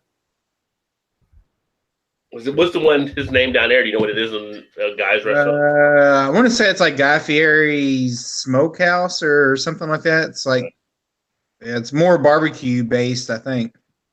We also got a Bobby Flay burger place here in Cincinnati too, Yeah. which I've never been to, but it's supposed to be really good at the casino. Yeah, I've What'd not you been do at the to, I've not casino been in to the one Mexico, by here. the way? Oh, I didn't go to the casino. No, I didn't even know there was one down there now. We just stayed at the resort the whole time, but Oh, drinking. So did you venture out of anything that wasn't inclusive and restaurant wise or whatever? No, I mean they had like 3 or 4 specialty restaurants there. We had a couple of them one night. One was like a Japanese restaurant, and one was like I forgot what the other one was, and so that was fine. They gave like a 3-course Italian restaurant, maybe a 3-course meal, and then stuff like that. But they had so much other stuff, like at the hotel resort where you was included. All they were doing was getting food from the other restaurants and bringing it over anyway. So why go over here when we could just go right here and still get the same food pretty much? yeah. I was going to ask you, were you able to go to other resorts and get some? I know some of those you can all inclusive. You can go to other resorts or whatever. Yeah, the one that we stayed at, which is the Rio Americas, that one was like one of like 3 or 4 down there, and we had a pass to any of them we could have went to. So Okay. we could have took the bus to any of the other ones. Apparently, the one we stayed at was the top one of all of them being there. One of the guys my wife ran into, he was a surgeon from down in Arkansas. We were talking with him for a bit, but he was saying this one's like their 4 or 5-star type hotel down there. So apparently we lucked out and got a pretty good one that we chose. They put like in the room, I didn't take a picture of it. In the room, they had like 4 bottles, and it was like vodka, gin, tequila, and something else. And you just pretty much go in and take shots whenever you want out of it. And then they refill it every day for you. It's slow. They fill your fridge with beers and all kind of stuff. So they come in and check it. And What they have for beers up down there by chance? the beers, which I'll have those when it come and stuff, but it was the 2 Dos Equis, the amber and the Their lager. regular lager, and then they had Tecate Light, and then they had actually the better of them all were the Bohemian National or whatever. So they had a dark and the Vienna lager, which was actually pretty good. So I'll get those reviews coming up for part of Mexican week. I almost grabbed Tecate when I was at the beer store. Yeah, I was surprised because there was no like Negro Modelo. There was no some of the other ones that we see like Pacifico or some of these other ones. Victoria, Pacifico, those ones, Soul. Yeah, they didn't have any of those at the hotel or anything. So at least at our hotel they didn't. But you know, No so Coronas? no Corona. It's like, yeah, no Corona. That's a win in my book. Yeah, well, I mean, yeah, that's like their I shit would beer. say, yeah, that's a win. That's their shit beer for sure. Yeah, so after you know, because I'm usually when we're crafting, I am the adjunct stuff. Which, like I said, the Bohemian was actually pretty decent. I could drink that for a while. I started drinking more of the mixed drinks, which they had no shortage of that at all. So No craft. Did y'all venture outside of the resort? yeah. Did y'all venture outside of the resort much at all, or? No, just when we were on the bus going, the front coming. I mean, it was funny because we got near the hotel and we started seeing like Bubba Gump, and then we would see like Outback, and then we would see like like The barbecue strips, the Cajun shrimp. And then I think in my mind, I was thinking to see like like Pablo out there with a little taco cart or something like that. Like, no, these are all like places we got already, you know. Which is the funny thing at the resort, they really didn't serve tacos, so. They had a couple tostada type dishes, but you didn't see tacos there. Which you would think if you're meant to, you'd see tacos, but they really didn't do tacos. So you said at one point that only one person thought you played like football or something. So what'd they say? What'd they say to you? Well, yeah, I got to hear this story. The elevator, and usually when I go to resorts, because you know I'm still pretty muscular, though I'm kind of fatter with the beer drinking and stuff, but. One of the guys in the elevator, we were talking. He's like, "So you play football?" And I'm like, "No." He's like, "Did you used to play football?" Like, no. I think I was like an athlete or something. And I was like, "No." I said, and that's got off. Said, "Nope." And then I met another guy that was down there, and he was like a younger guy. Me and my wife were walking. He's like, "Dude, I got to know," because I was like talking to some of the other guys, and we're training and stuff. Like, what do you do for your calves? And I'm like, what do you mean? He's like, I got to find out your calf workout there. He's like, I want to get my calves glow. Like, dude, these are all natural. You can't get these, son. Hell, natural. He started laughing. I was like, the calves are the least thing I ever work out on. So he's like, oh man, those are like nice, blah, blah, blah. So usually when I go places, especially like gyms and stuff, people ask you like calf regimen or whatever. I didn't know calves were that hard to come by for a lot of people, but apparently it's a talking piece when I'm in the gym. So Some good craft beer. That's what gets you calves. But no, everybody was nice down there. It was cool. I mean, if you go down there, they take dollars. You don't have to worry about exchanging over if you don't want to. We tipped a good amount of times down there. Some people tip, some don't because all inclusive. I think some of the people that come over from Europe don't tip maybe as much because they're used to not tipping over there. Yeah, when I was over in England, we said, "Do we tip?" And they're like, "Tip? Gratuity?" They go, "No, we don't do that here." We're like, yeah. Sometimes I put some dollars down, and people would kind of look like, and like other Americans were looking to try to figure out if people did tip or not that were from America, so they wouldn't know what to do. So, yeah, a couple of the guys I asked them to get me this or get me that and everything. So of course I'm going to tip for extra service and stuff. Just the right thing to do in my mind. So we have a comment from Earth. He says, "I'm waiting to see a check-in from Rod with something aged in mezcal barrels." In what barrels? Mezcal, which I think is like an agave spirit. I've not seen anything in a mezcal barrel, but at some point it may happen. Their cappuccino bar was freaking fantastic. I had a cappuccino like every day. My heart probably didn't appreciate that, but and once I found out they could do frozen cappuccinos and they put the caramel and the fresh vanilla thing in there, and they can make milkshakes, so it was like every time I was leaving there, she was like, "Hey, senor," I was like, "Yeah, I'll be right there. Don't worry." So they stock your room with food and stuff too, or no, just the drinks and stuff for the fridge. You have enough bottled water there because you can't drink the water there, obviously. Más cerveza is what you should have said. More beer. Paul's going to bed. He says the sickness is hitting him hard right now. So you all have a great and safe night. Meds and bed. Yeah, Paul's been fighting through some stuff there. All right, take it easy, Paul. Have a good night, man. Hope you feel better. All right, Paul, take it easy, buddy. See you. Nice cup of coffee on a Sunday morning and just sit back. I feel like I should have a pipe and just watch Paul and his painting because it's like a really good video. I haven't had a chance to really sit through, but he does a great job on the painting. Yeah. So check out PA Brew News for great painting. Maybe that's so impressive, baby. Yeah, those are awesome. Those are awesome. Even without the bob afro, he does a good job. Yeah, it'd be better if he had one. From the afro to the ponytail. It's all right. That'd be fantastic. Chris from On the 10 shows up, says hashtag calves for days. Yeah, he has all the calf muscles, all of them. This was like, I don't know if I showed this. I don't know if you guys saw this one. This is one of the photos I took down there. Let me see. This is like at nighttime or whatever. I don't know if you guys saw that one from where overlooking the pool. No, I did not. I don't think I'm on your Instagram. That's your Instagram account, right? Instagram, right? Yeah. Yeah. So you said you went through cheapcaribbean.com on free URLs? cheapcaribbean.com. Yeah. And so that overlooks right out to the Gulf. So our hotel room was actually facing that direction. We had an ocean view or whatever. Nice. I can't remember. We were twisting and turning. But anyway, we were looking right out there. And this was like going on a sunset one night. It actually turned out better than I thought it was going to be on the picture. Yeah, that's a nice picture. Yeah. And then this is like the first one I had that morning morning. Started drinking beer like at 8:30 in the morning while you're sitting at the beach. Just like, you get into this, What you're supposed to do. Yeah. So, and this was like the Southern Comfort and Cranberry with the lime that I took. That was pretty cool.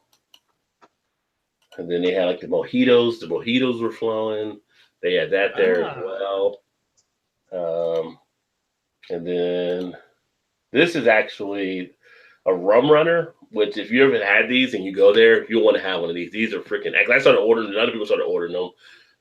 It's kind of like a daiquiri, but it's not. It's kind of like a slushy type thing, but it's got like bananas and stuff they put into it.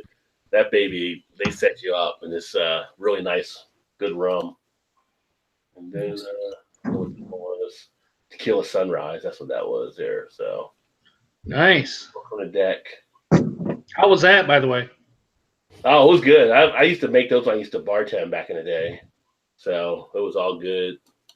And it was nice. There were plenty more drinks than that, but those were just the ones I ended up catching at that time. But yeah, if anybody else wants to see them, follow me on Instagram. I just followed you. Thank you, sir. Joe, shut up, Joe. Joe, shut up. I already thought you're following him. I don't. I'm stalking you. I'm already following you, Rod. Sorry, I'm already following. I need to double check and make sure. Did you update your Twitter yet, Joe? By the way, Fuck off. Beer Patrol out there, but I don't see anything happening. I'm not bothered. Not yet. I can't be bothered. It's just tough enough getting videos up, isn't it? Yeah, just like whatever, bro. It's easy having a channel. I can do that. What the hell? I mean, if you it guys want to is. subscribe to my Twitter account, it's at Eric Alliance Oh fan. my God, no one wants to, but no. Totally go sub to or follow Eric's Twitter, his Instagram, Yeah, Instagram is also Eric Alliance Tinder, right? What else we got? Plenty of fish, fan. Jesus. eHarmony. Look them up. It's ready to So go. we were talking about earlier, like for like us that have got channels and stuff. So can it be like a beer review obsession? I'm thinking about writing a blog piece on this. So like we were talking about, like you get so many beers, you almost feel like if it's like a one-off, you have to do a video on it. Mhm. Can it get to a point where it becomes like an obsession type thing? Like you can just sit there and just drink the beer and not even worry about it, but you feel like if I open that beer, I should put that on a video. No, it can be. Like an OCD or something in place, possibly. Not really. Not for everybody. I think, but there's a lot of people out there that they have to review every fucking thing ever. Yeah. Like there's no, oh, I forgot to review that. They're like, no, I'm Yeah. gonna review that. No doubt. I'm gonna review it. Have to review it. Won't take no for an answer. I'm reviewing the damn thing. Like I said, it's maybe like 5 years ago you could have done that, like review everything that comes out, and you'd been fine. Nowadays, no It's way. just too tough to do. Well, you think about like now, if you got like a one-off, like say a Founder's Porter, you can drink that, but you can always go get another Founder's Porter, right? So, Yeah. But if you got like I had the decadent double toasted marshmallow, Which I had. I'm not going to see that shit again for a while. It's like if this is really good, I open it. I kind of want to have people know about it. So I did pick that up, and I brought it to the bottle share, and we drank that as the last beer of the night. Yeah, what'd you think? It was fucking great, is what it was. I review every beer I drink. He gives see. So what Todd does instead of 10-minute reviews in the camera, he does it into his bathroom mirror. He just doesn't record it. Exactly. No, that double toasted was fantastic. I like that better than the French toast one, because it actually still had like remnants of an IPA, where I didn't think. And I know you, Todd, you had the French toast one. Doesn't even taste like an IPA. It's like No, I agree. It was good. French toast is like maple syrup in a bottle. Yeah, it should say French toast Yeah. L. That's all it should say. It should say French toast, a double IPA. Just be like, this is an L, random L, whatever. You could have had some French toast or pancakes and poured that over top of it instead of syrup, and you'd been okay. It'd have been fine. It wouldn't have made any difference. It wasn't crazy sweet though, which I enjoyed. Like if it was sweet, I don't think I could have finished the can. Like too sweet. It was sweet, but not like wasn't like drinking like a 12% imperial stout sweet type of thing going on. It was borderline for me. It was close. It was close. Yeah. But just not quite there. But the toasted marshmallow one was great. I thought. Phenomenal. It was really good. And the French toast, I couldn't have had more than one can. There's no way. No. Diabetes in a can for sure. I had trouble finishing like the last 4 or 5 ounces of it. I'm like, jeez. But it's a beer that I recommend everyone try because it is interesting. Right. It is, yeah. And if I'd opened that beer and I did a review, I'm like, oh shit, I should have reviewed this because this is good Well, beer. like all those other half beers I have coming tomorrow, I'm like, I can't review that. I got 12 apparently coming. I'm like, what I do other half month? I'm like, I don't know what's happening.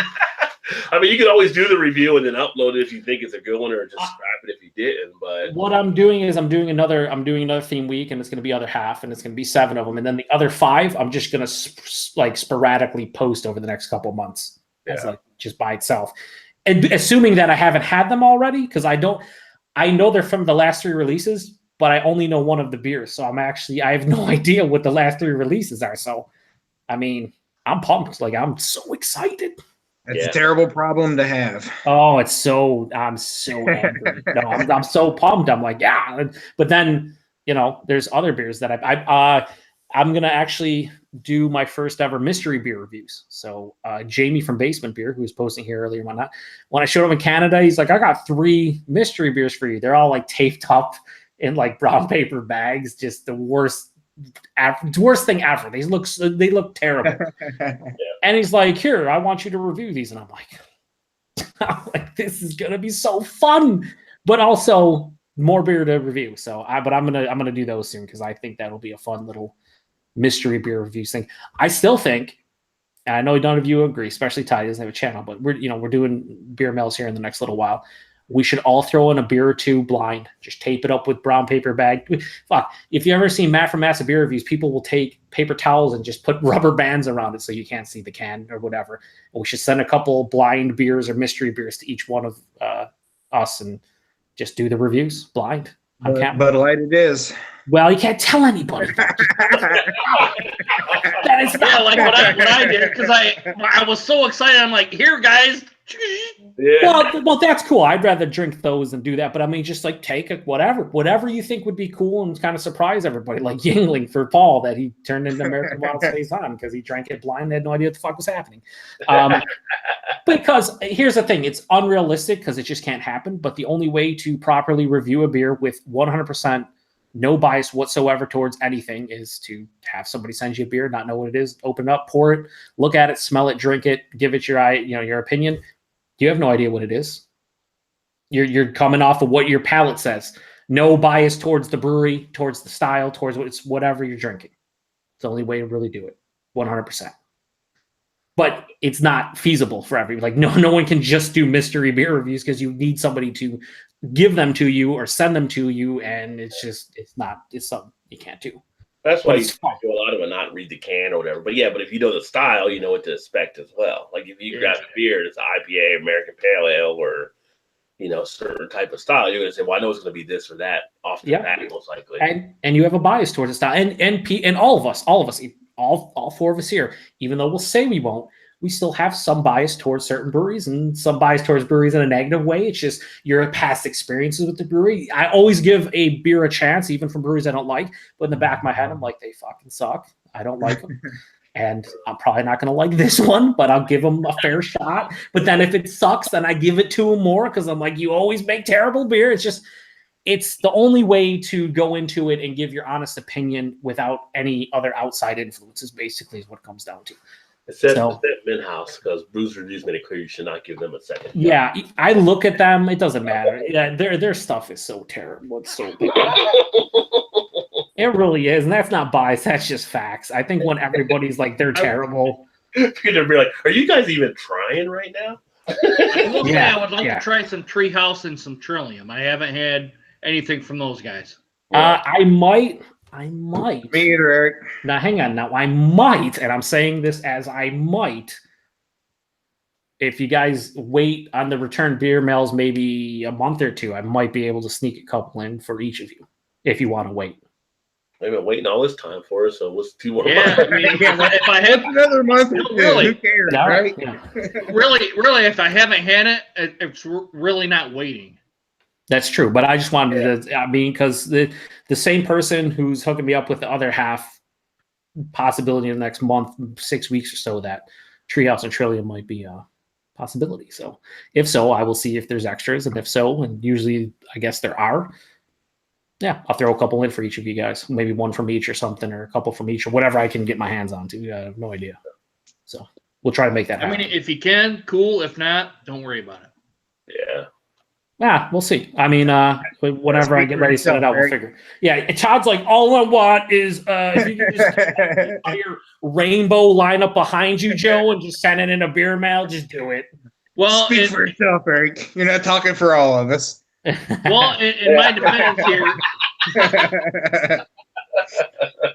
they would probably be like the classics too, like the Julius and Green. It would probably from Treehouse, and Trillium would probably be one of their streets most likely because they're usually pretty regular with most of their well known, and then they do rotating offerings and whatnot. So, but they're releasing beers every week, like at the brewery, always different. So, all depends. But yeah, anyway, I just want to point that out that it might be a possibility for you guys. So we'll see. Yeah. If I can make it happen, we'll double fist it. Fist bump. They're talking about in Cape Coral, Florida. They're talking about prohibiting beer sales during state of emergencies. Oh my, that's a bad idea. Of all the times when you might need a beer, to come. I was gonna say that doesn't seem right. Why would you do that? Hey, you know, the hurricane bearing down, we're about to get blown away. I would like a beer before it happens. Yeah. You're My last drink. I want a beer. Damn it. Yeah. And they said craft breweries, another piece, are the new hangout spot for parents. Do kids belong? Apparently, they're talking about how parents are now showing up at the craft breweries, but they're bringing their kids. And so the kids are sitting there watching their parents basically sit there and drink beer, if that's a good thing or not. So, which I've noticed kids at some of the breweries that are like family-friendly type thing. So, I don't know if you guys have noticed that or any thoughts there. We have a few of them around here. It's kid-friendly. Yeah. I mean, the kids on most of our breweries, they'll have like board games and all kinds of stuff, so kids will just play those. But I don't know if the kids are sitting there watching their parents drink beers. Is that a good? I mean, they talk about the opioid use and parents get caught up in front of kids. I mean, I think it probably is more that your kid sees you drinking and then you're driving home. Yeah, I think that's a concern there too. Yeah, probably more than anything. Because, yeah, like you said, I grew up watching my dad and aunts and uncles when I sit around playing cards. Go get me another beer out of the fridge, you know. I mean, yep. You grew up. That was you didn't even think nothing about it. So I think it's more of the drinking and driving thing probably than anything. I would think. Back when we grew up, they could send us to the corner store to get the beer for them, and they would just, this right. Okay, take it back. Tell them I said hi, you know. Get you back and a pack of smokes while you're out there. Yeah. And run me a quick number. Tell them you want to play this. Here's your $5. That'll take care of all of it. Times have definitely changed. Oh, they have. They have. Those were the days back then. Of course, we didn't ride days. 3 in the front of a seat of a car, no seatbelts, no airbags.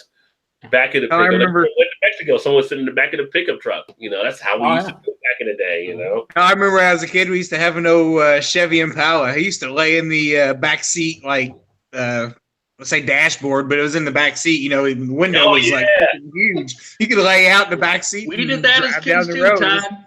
No big deal. You know, it's like, all right, cool. Me and my sister did that when we were kids. Yeah. I mean, back then, we'd been a kid, and then we'd ride our bike, and they said, put a helmet on. We'd look down like they were crazy. Yeah. Yeah. What? Or ride a bike. Yeah. And we flipped a helmet for what? Today. Yeah. I remember going, like, full face front, like, off a bike, off a flip coming down the hill. It was just like, brush yourself off. If you had to limp home, you limp home, you know? You had a bloody nose? Well, I guess you had a bloody nose. Now you see a kid riding a bike that look like they're playing ice hockey, like the goalie in ice hockey or something. Yeah. That's why some kids actually get stopped like by police for not having a helmet on. Really? Of course, nowadays they let them ride in the street. I'm like, get on the sidewalk like we used to do. So like the old car yell, get out of there, you kid. Oh. I got a couple comments here. Paul probably already left. He said, yo, cheers. Love you, bro. Cheers. Thanks, guys. Glad you enjoy the paintings. Good night. Yeah, before you went out, yeah. And then Eric Gilbert says, cocktails, baby. Cougar hunter. He could probably sell his paintings in a gallery.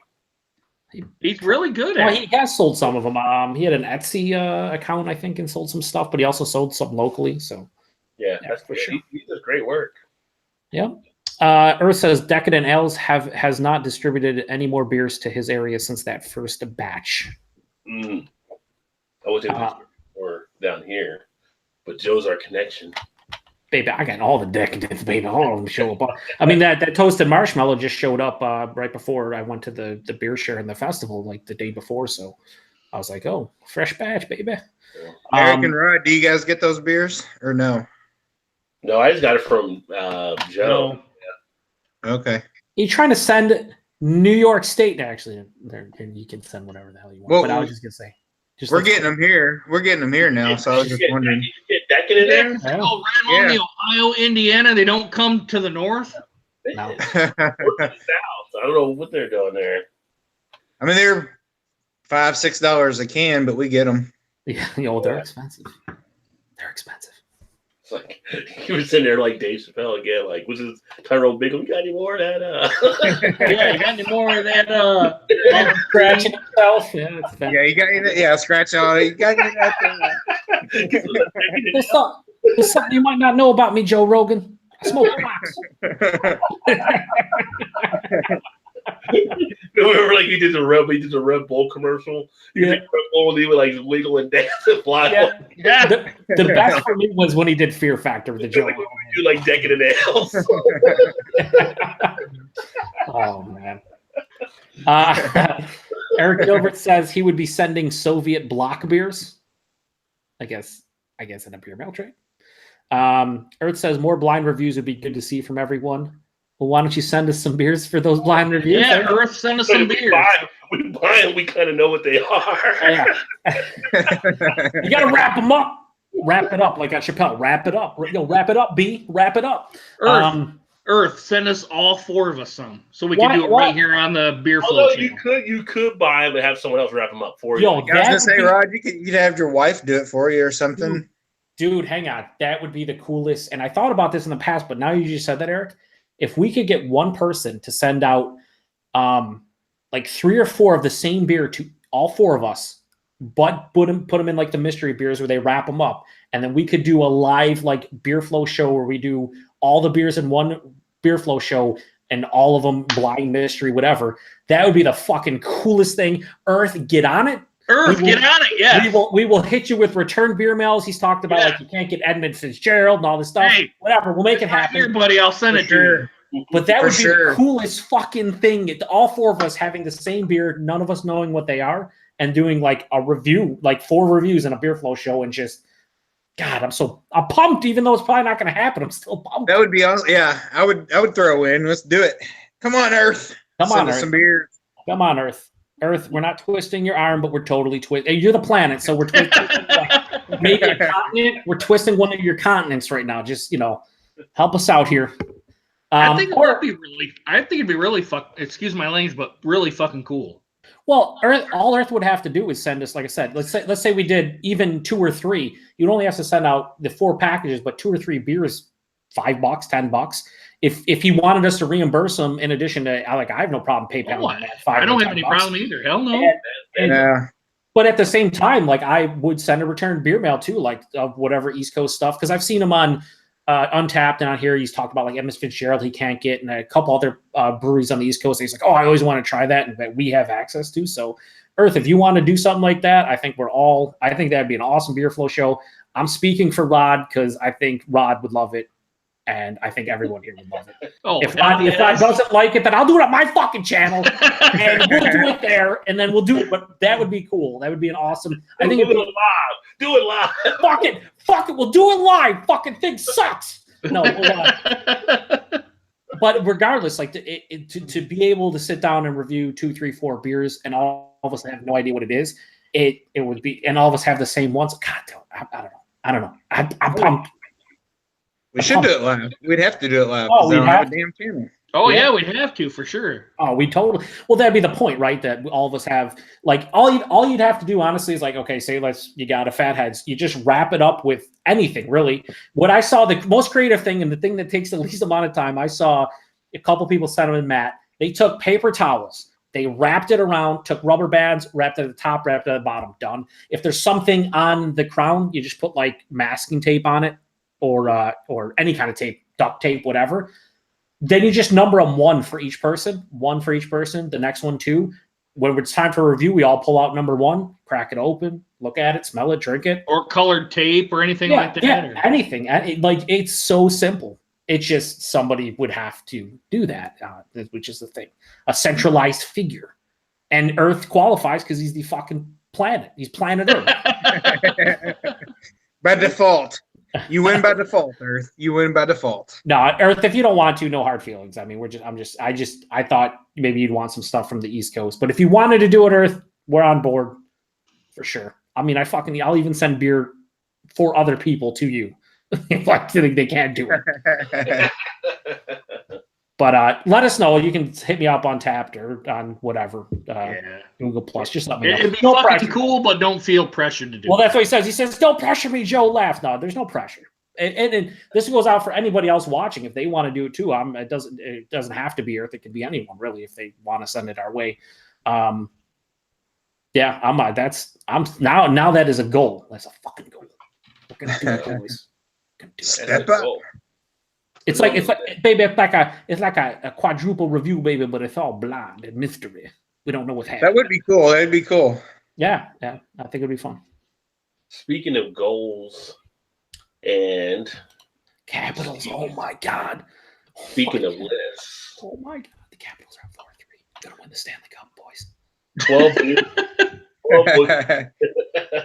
Caps are about to win it unless the VGK. Dude, they were down 3-2. Devontae Smith-Pelly, who is having a great postseason tied. Yeah, you got the save. That was close. They've been trying to fight all night. Oh, there you go, a little bit. You want some? Baby, they're competing, baby. There's no trying and fighting. Well, 12 beers you need to be drinking this summer. I'm not a huge always fan of Thrillist, but I just happened to see this and thought I'd just scroll down and see what they got here. So, Second Shift Technical Ecstasy out of St. Louis, Missouri, a Czech Pilsner. Excuse me, what?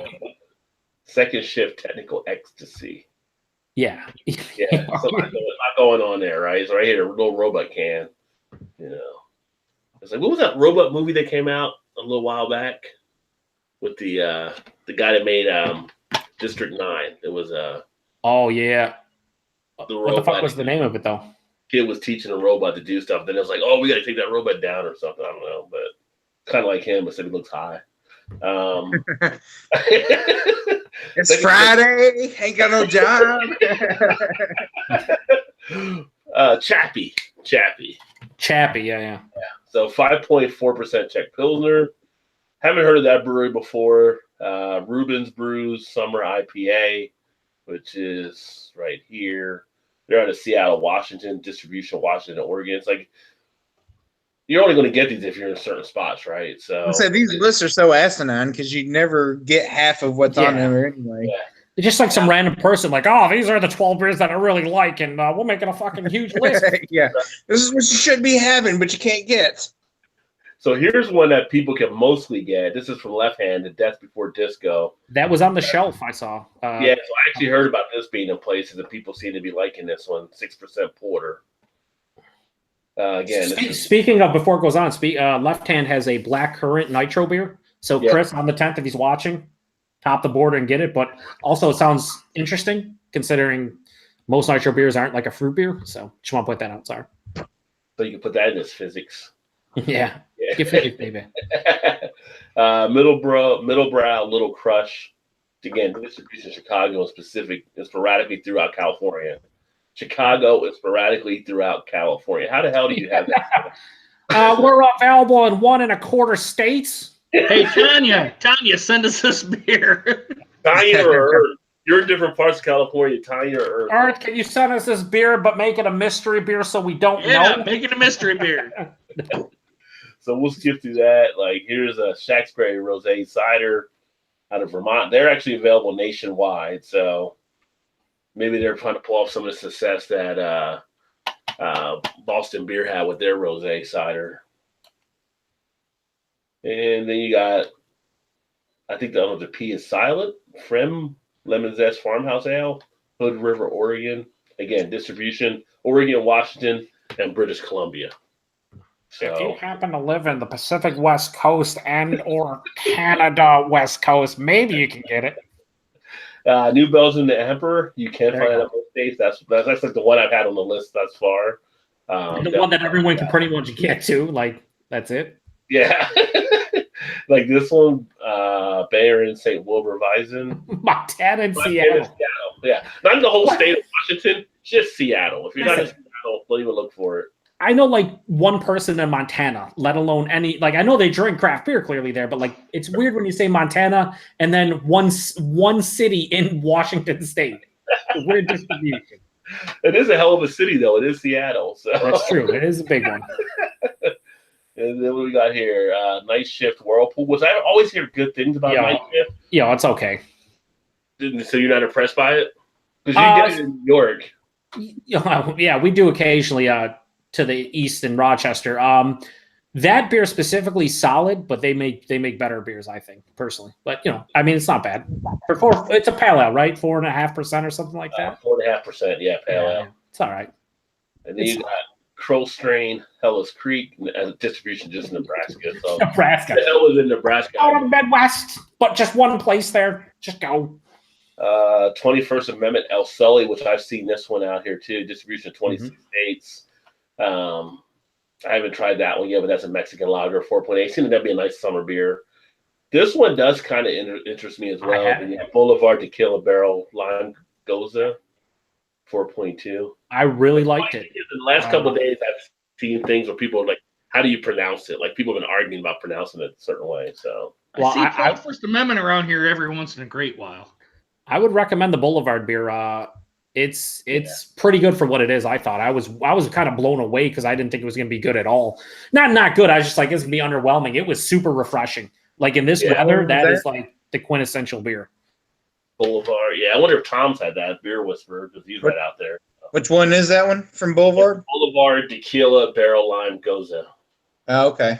The thing is, you don't get actually. You don't get you don't get a ton of the tequila. It's very subtle. It's not like super tart either. It's like thirst quenching is what it is. Nice lime flavor. They're very good. Do you all get Boulevard? Most of you? Yep. We do now, yeah. Lime is a big flavor for this year. I'm noticing with a lot of the beers out there, bigger than usual. So, which kind of, if you're going into a hot summer like I think we're going to be, it's not a bad thing to have for a refreshing drink. Yeah, but you could do something different than lime, though. Oh, you got the orange bud. Don't Rod. Simmer down. Rod. Earth, we're gonna have to recap this. Earth. No. Eric's reviewing orange bud. Earth, you're gonna have to send out 3 packages to everyone but Rod based on what he just said. You're not allowed to. I reviewed Bud Light Orange. You're going to have to send 2 packages out to Todd and myself. Rod, you just lost 15 subs based on that comment alone. That'll be the mystery beer. That'll be awesome. Oh, man. That was Eric's favorite beer, though, right? It was. Which is what, Todd? Bud Light Orange. Bud Light Orange. I like the lime beer and I do the orange. Did you not give it an A+ most excellent? I thought that's what you gave. No, I did not. I gave it a B+. Most excellent. Most excellent. B+ most excellent too. Brewery Vibrant brought out now a strawberry glitter beer made with fairy dust. Oh, did you say made with what? Fairy dust? Did you say fairy dust? Yeah. I thought I was hearing things, but apparently it's fairy dust. They said made with fairy dust. What? Unicorn dust? Unicorn horn dust? Like, what is happening? The farts. Yeah. So that's some interesting stuff there. What, your list or what Eric just showed?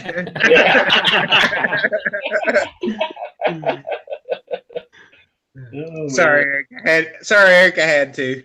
Well, I got it down at some time. You got it. I didn't see it. Is it Bush Ice? Please tell me it's not Bush Ice. Joe, it's right here, buddy. Right here. Oh, he actually had Bush Ice there. Are you drinking it? Yeah, I can get Bush Ice. Oh my lord! I will. And that will be your blind taste test. Hold on. I will say that AB InBev makes the better ice beers, but for the regular beers, it's Miller. Eric, take your word for it, Eric. Blind taste test for Joe. Nope. Well, I already did the ice beer challenge. Yeah. Yo, it's not blind if you're gonna just tell me he's gonna send me a shit beer. Then I'm just gonna know there's a shit beer. No, for you, there's one shit beer. For you, there's one. All right, I'm gonna repay this.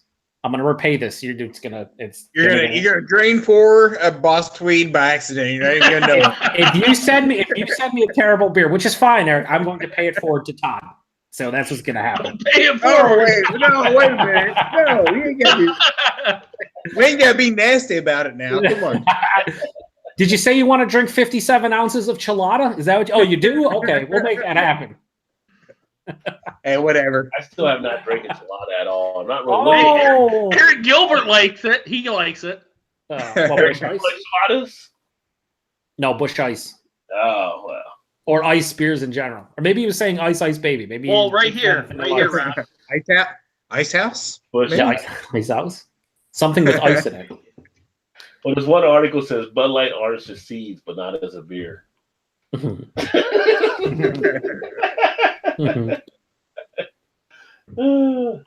Guy says he actually sort of likes it, but more like an orange soda. The Caps are up 4-3, 28.6 seconds left in the hockey ball. They're playing the hockey ball right now. That's what it's called. Hockey bowl. Yeah, they were going to the referees for something. I don't know why they went to the referees. I don't know. I think they iced the puck and they don't know if somebody touched it. Maybe I don't know. Yeah, they're laying people out though. 10-second runoff. If they get a goal here, it's OT. If not, it's over. The Caps win their first. Yeah, Ovechkin finally wins a cup. I would like to see it go 7 games. Even though I'm not watching, I'd like to see it go 7. Game sevens in any sport are always. Stop watching. You like to see it go 7. You're Yeah. not watching. They just want to see a good competitive Game series. 7. Not watching it, but I like to say go Game 7 anyway. There it Yeah, Game 7, anything I would watch. 0.6 second left, and the Caps are about to win their first ever NHL championship. Big win. That's Oh, wow. fantastic. And they're in Vegas winning it. Oh man, they crazy. Yeah, like I said, I'm a huge hockey fan, obviously, but they have the whole Sidney Crosby and Yeah. Ovechkin since they were drafted one year after another. They had the whole rivalry, and they always say Ovechkin, whatever, because he's never won a cup. Well, now he has. So The Capitals did win then. Yep. Yeah, they're about to. I think it would have been weird to have an expansion team win the Stanley Cup. That would have been weird as hell, like totally They weird. have them make it their first year. That's crazy, yeah. Well, the expectations are pretty fucking high. Yeah. Well, now that's the thing. Like, this is crazy. Like, if you're a fan of Vegas, like, how do you process stuff going forward? Because you expect it to just be terrible. Now you're one of the best teams in the NHL. There's nowhere to go but down. What are the Raiders there here next year? What's that? The Raiders, when are they there? This year or next year? Not this upcoming year after, I think. Yeah, 20, so now the Raiders coming there too. 2020, yeah. Oh, dude, they have great support in Las Vegas. Like, for the hockey, I was surprised at how much support they had. Like, there's a ton of people loving it. So yeah, shows how much I follow. I didn't even know Vegas had a team in there. Todd, Well, they're going to get the Raiders, aren't they? Aren't they going to consume the Raiders? Yeah. Are we playing a repeater? Yeah. I just didn't know if we are. Shut up, Rod. You won't get your beer Bud now Ice. either. The Bud Ice will fuck with your head, that's for sure.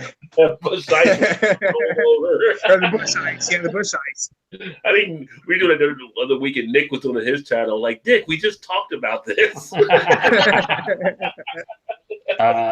Nick's one of those guys that he talks, but he doesn't listen to other people talking, so he has no idea what's He's happening. always messing with his camera, so. That's true, dude.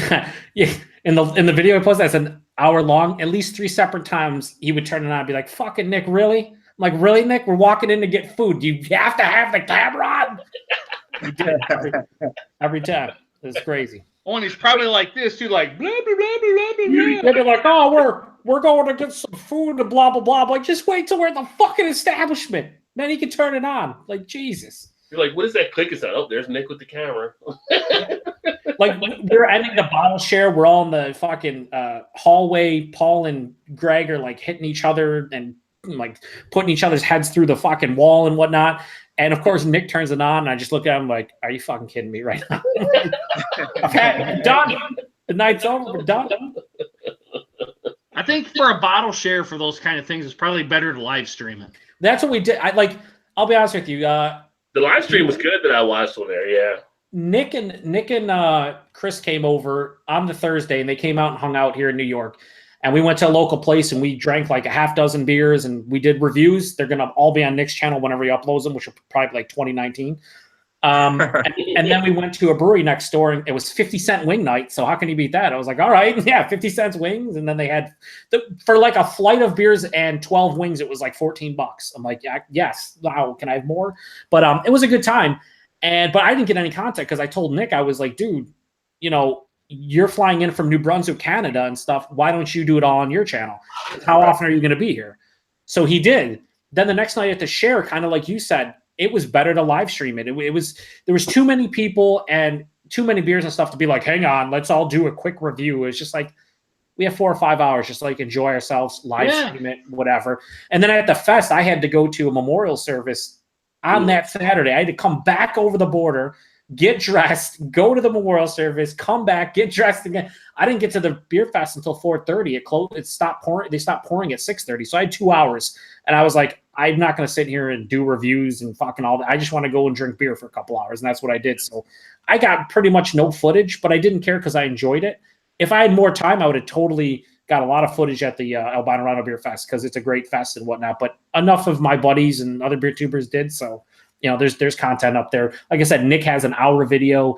Guy from Drinking Canada, he has a 20-minute video from the bottle share and a little from the fest. So it was a great time, though.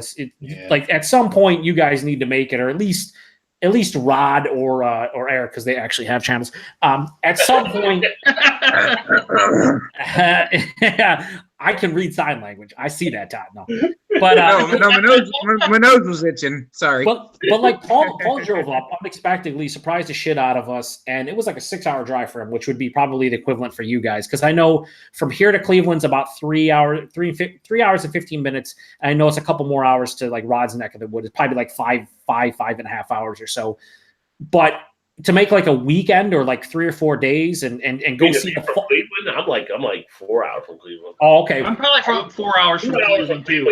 Yeah, but you can go through Canada, Eric. You can go right through Windsor, and you'll get there a lot quicker than if you went around. Honestly. Well, if I went to Buffalo, yes, but Cleveland, I could come down and around. Well, I'm saying the fest is in Niagara Falls, but anyway, it'd be like a good trip because going to the falls, seeing the falls, there's a lot of stuff to do. Go up to Toronto for a day too, because there's a lot of stuff to do. But it's a great fest, and like it all goes for charity. Like I think it was $6,500 all to the Ronald McDonald House in Hamilton, Ontario this year. It was pretty fucking cool. A lot of people there. Everyone has a good time. He only had to kick out a couple people. He actually ended up kicking out, I think, an Instagrammer and a beer tuber. Really? I thought was hilarious. Yeah. Really? Huh? Wasn't he saying this might be the last year for it though? He did, but it depends on how circumstances, if they change. Or okay. So if there is another one next year, it's always in the end of May, just for, right, future reference. But it's a great time, and it's like usually Nick flies in from New Brunswick. He shows up Tuesday, Wednesday, and stays until Sunday. I usually go over for 2 days, usually Friday and Saturday, and there's a ton of breweries, a ton of places to go. And like I said, you can, for you guys love beer, but you can go to a bunch of breweries, bring stuff back, but you can also in the Western New York area get stuff that you can't get. Fucking great time. How far is it for you to drive from where you're at? Over the border, to the fest, it's about 30 minutes for me. It's not far. Okay. All right. And you have one of those enhanced licenses, don't you, that you can just give it to them instead of a passport? I don't have a passport. I have an enhanced license. Yep. I should probably sounds like we should do like a meetup at Joe's the night before and go to the Brewfest. Well, usually what we do is we go on the Canadian side and meet up with all those guys. That's what we usually do. Yeah. Like we did this time, 9 people in a bottle share. I told them we should like run out like a Airbnb or something where you can have enough people and just have a good time. Or hell, just go to a brewery and just do it. Well, that's why I was trying to ask Chris before this year, because he hosted on his apartment and it was awesome, except for that it was kind of small. It's a 1-bedroom apartment. You got 9 guys in there, and you got Paul, who counts as like 3.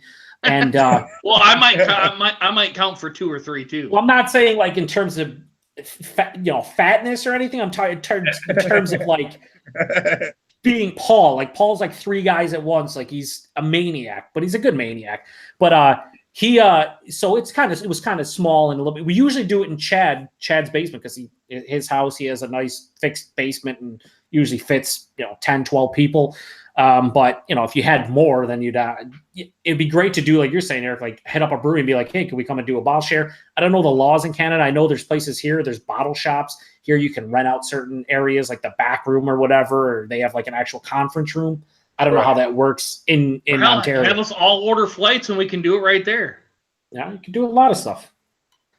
but people need to go, baby. But nah, whatever. I'm just saying it's a great fest for the cause and the fact that it brings beer tubers together. Because if you think about it, outside of just like meetups, like Todd and Rod did recently, and other people, like I've went and hung out with Paul a couple times, and it's usually one or two people.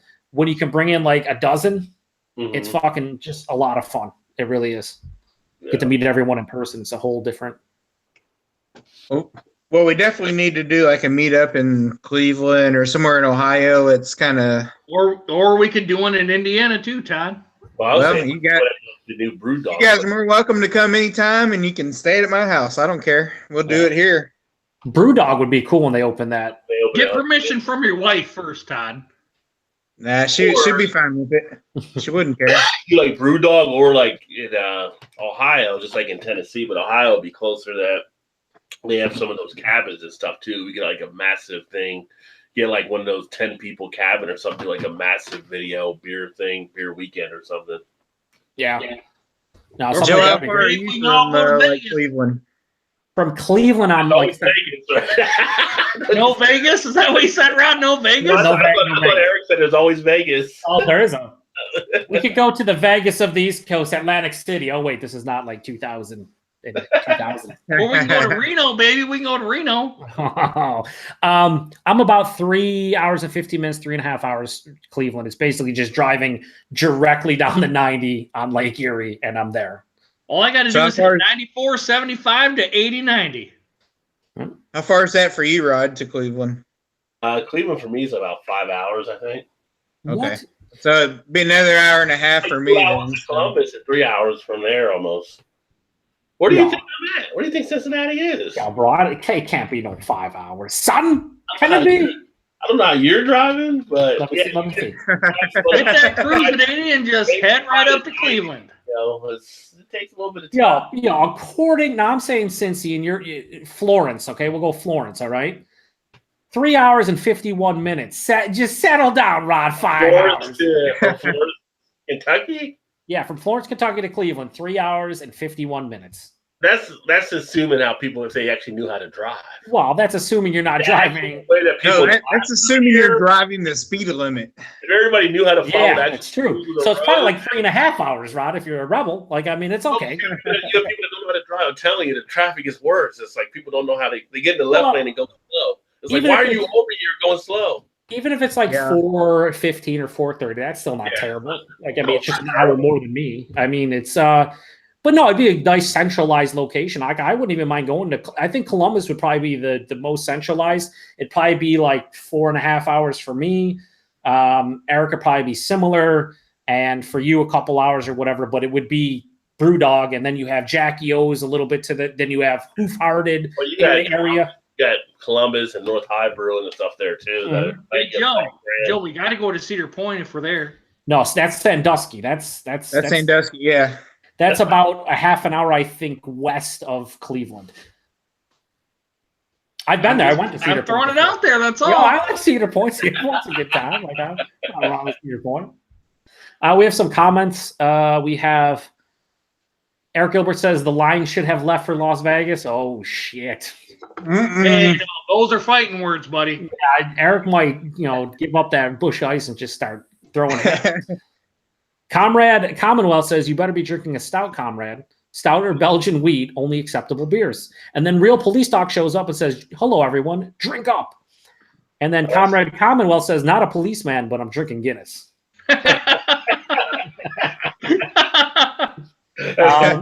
Hello to another channel. hello to both Comrade Commonwealth and Real Police Talk. We do have a dislike, so I wonder if it's one of them or just a random person.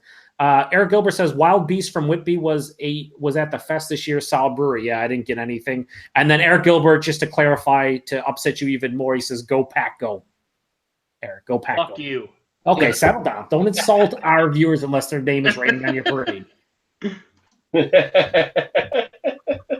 Now we can figure something out, man. We'll have to in the next 6 months to a year do something where at least all four of us, and if we can get other beer tubers to show up, something where we can spend a weekend, 2-3 days, and just go ham on some beer, some breweries.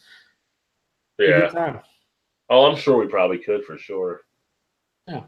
Hey, Eric, how far are you from the Indiana border? From the Indiana border, I'm probably about 45 minutes to Angola. 40, Oh, okay. no, about an hour to Angola. All right, that's not too bad then. So you probably got another 4 hours, probably where I'm at, maybe 4.5. Where are you at? Bloomington, right around that area? No, I'm almost in Louisville, Oh, okay. southern. Yeah, I'm about that. southern. 4 hours, 4 or 5 hours. Yeah. 2 hours Yeah. southwest of me. So anytime you ever want to come, if you ever want to come on down. We'll go hit some breweries in Louisville and I'm thinking about hitting Jay up Three and Joe, Floyd's so- brewery. Bring your GoPro. Bring the GoPro, Eric, and go nuts. All right, I'll bring the GoPro. It's sitting right over here, by the way. The GoPro. What one did you get? What was the Hero 4? Because I'm thinking about getting the 5 or the 6. And how are you liking it? You enjoying it? Well, I haven't done any videos on it yet, but No. That's the I bubble. mean, for the initial video, I think it's okay. Well, But I wouldn't do it for like beer reviews or doing anything like that. I would use this or maybe an actual camcorder or something like that. yeah, that's what I have, a camcorder. But I'm going to upgrade either to a camcorder. But I was looking at one guy I watched, Buffalo Beer Reviews. He uses his GoPro and it's fucking sharp. I think he has the 6 and it's does 4K 60 frames and solid. What, So Joe? You're gonna be it's paying $400. some Yeah, it's bucks. $400. Yeah, I know. Yo, I know. I know. Yeah, I got my computer up and running, Rod. I got my gaming computer up and running. Any games on it yet? No. Speaking of games, hey Rod, have you played the one that you told me to download on PS4? Yeah, you haven't played it yet, have you? Just a little bit, not a whole lot. What do you think of it? You like it? It's better now. They had to get through some bugs in it, but now it's working pretty good.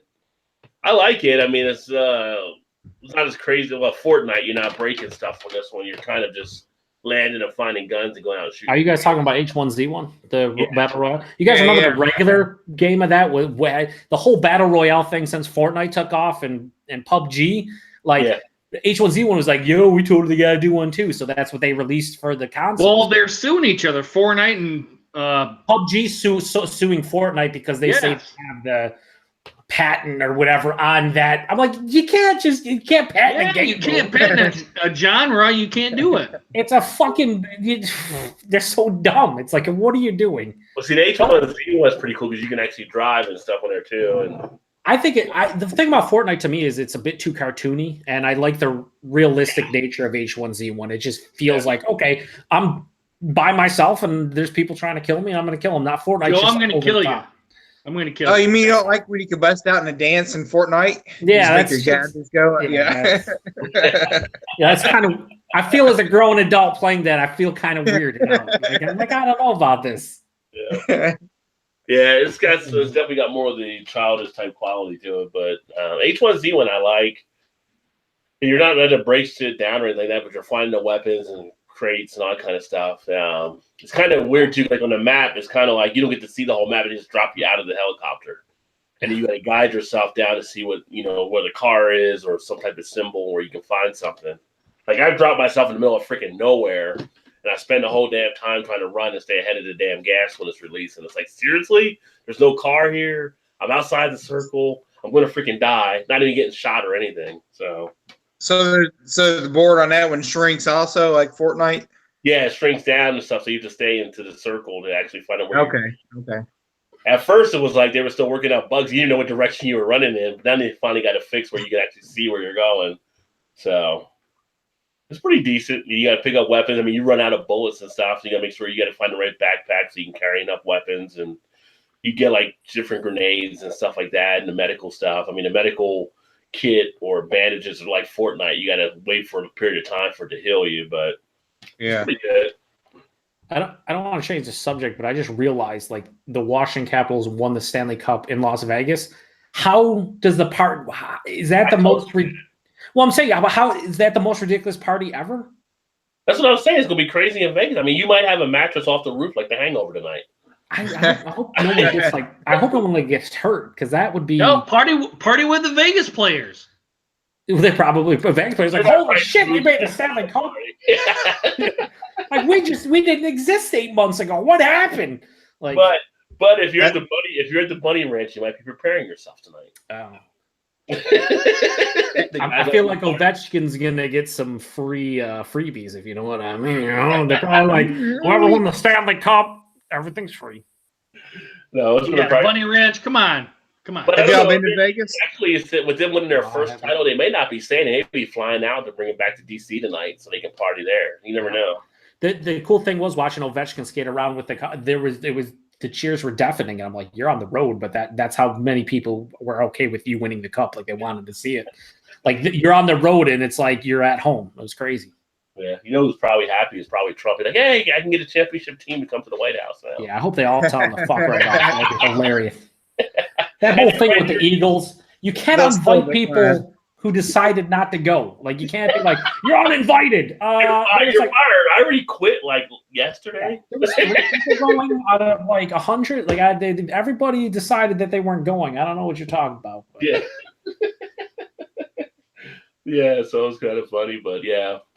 Good for the Caps. Good for them to get their first win. Ovechkin monkey off of his back. So yeah, it's cool.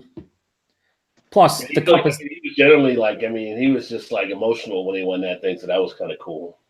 Plus, there's no better trophy in sports than the Stanley Cup. It doesn't matter if you like hockey or not. That is the coolest fucking trophy ever. Like, the things that people have done to it, maybe not as cool, but it's still the coolest, most recognized cup or trophy. Period. It's fantastic. Yeah, so how did Vegas build their team? Did they do it on like? It was an expansion draft, and a lot of people are talking now like maybe the rules were a little bit lax. They did the expansion draft, and now they got to the cup. It's like, yeah, maybe we should make them a bit.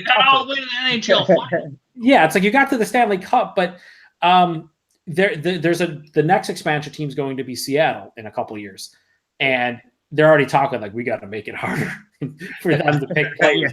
Sorry, Seattle, but you're fucked. Yeah, sorry, you're not going to have a team like that because we're not going to make that mistake again. The team didn't exist, and 8 months later, all of a sudden they're in the Cups. They can backfire a bit. You're not supposed to be that good from the get-go. Yeah.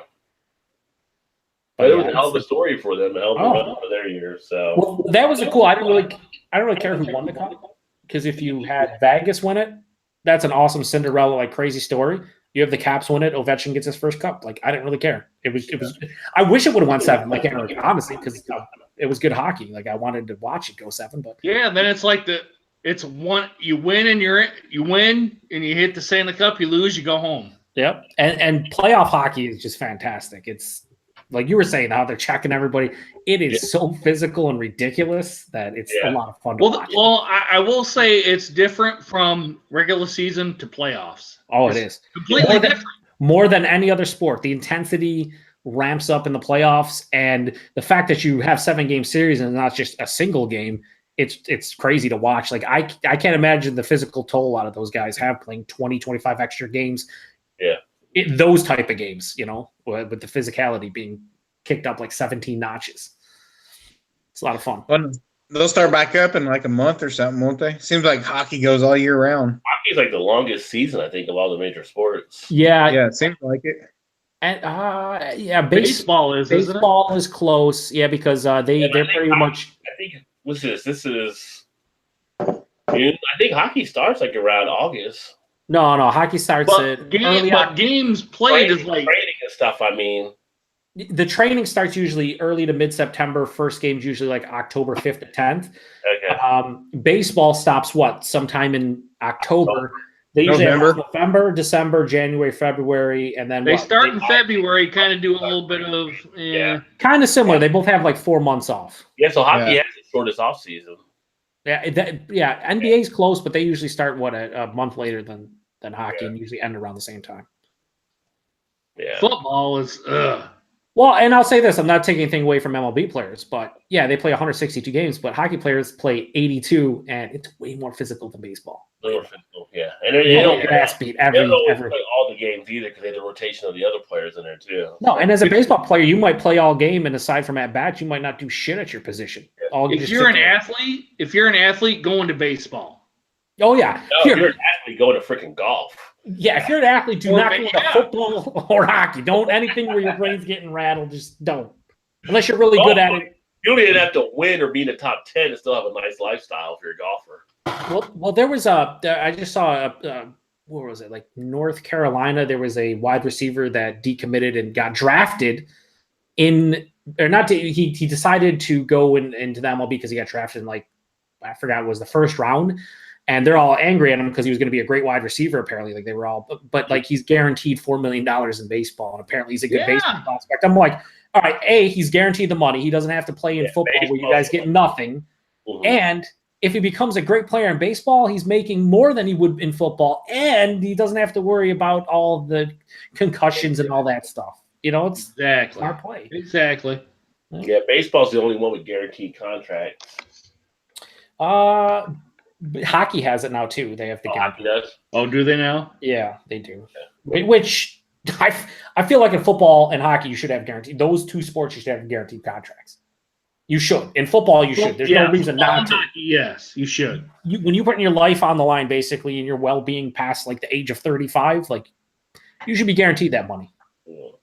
I always find in football it's bullshit where they always ask for, like, pay cuts from veterans because they're on their last legs. Oh, yeah, I'd be like, I want my contract fully guaranteed. Yeah, that motherfucker earned that for being whoever he was the past 5-10 years at his position. You shouldn't be trying to finagle him over a couple $1 million when a couple $1 million doesn't really mean much to you, but it could mean a lot for him for his future. And he's given your team his heart and soul for the last 10 years. Like that scene in Every Given Sunday with LT, like, he's like, I need the money for my family. And there are players that go through that. Yeah, and that is it's probably a lot of people are like that was like a little bit of an overreaction, but then over the last 15 years or so, you've learned, like, no, that's how a lot of these guys are. They love the game, but they also want to support their family, and they don't know anything else. So what they know is playing the sport of football, and they can't make $1 million anywhere else. That's what they do. So everybody, you look how many players you got. Everybody's not getting any major endorsement deals,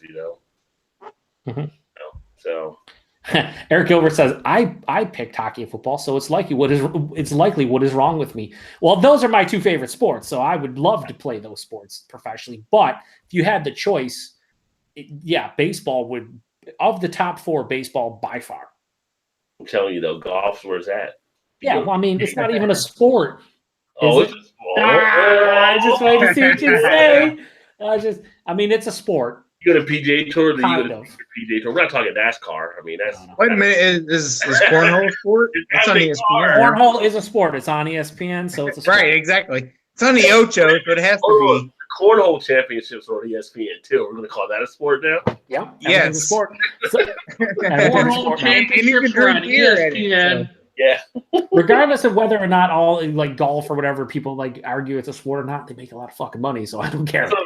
You can say whatever it is, I don't care. They're making lots of money. If it's on the Ocho, it's a sport. Yeah. You can golf and be like, I'm not even trying to win, and you're still going to make a lot of money. I'm just trying to hang in there. I get number 15. Right. Well, I'm okay with that, Be top 100. You're all right. That's fine. And you guys, the pressure level is lower. You don't have to get you're one of those top players. Making those first 2 days of cuts, you're in. You're going to make some money. And you guys wonder why I say the stuff I say about raining on your parade. Okay, listen here.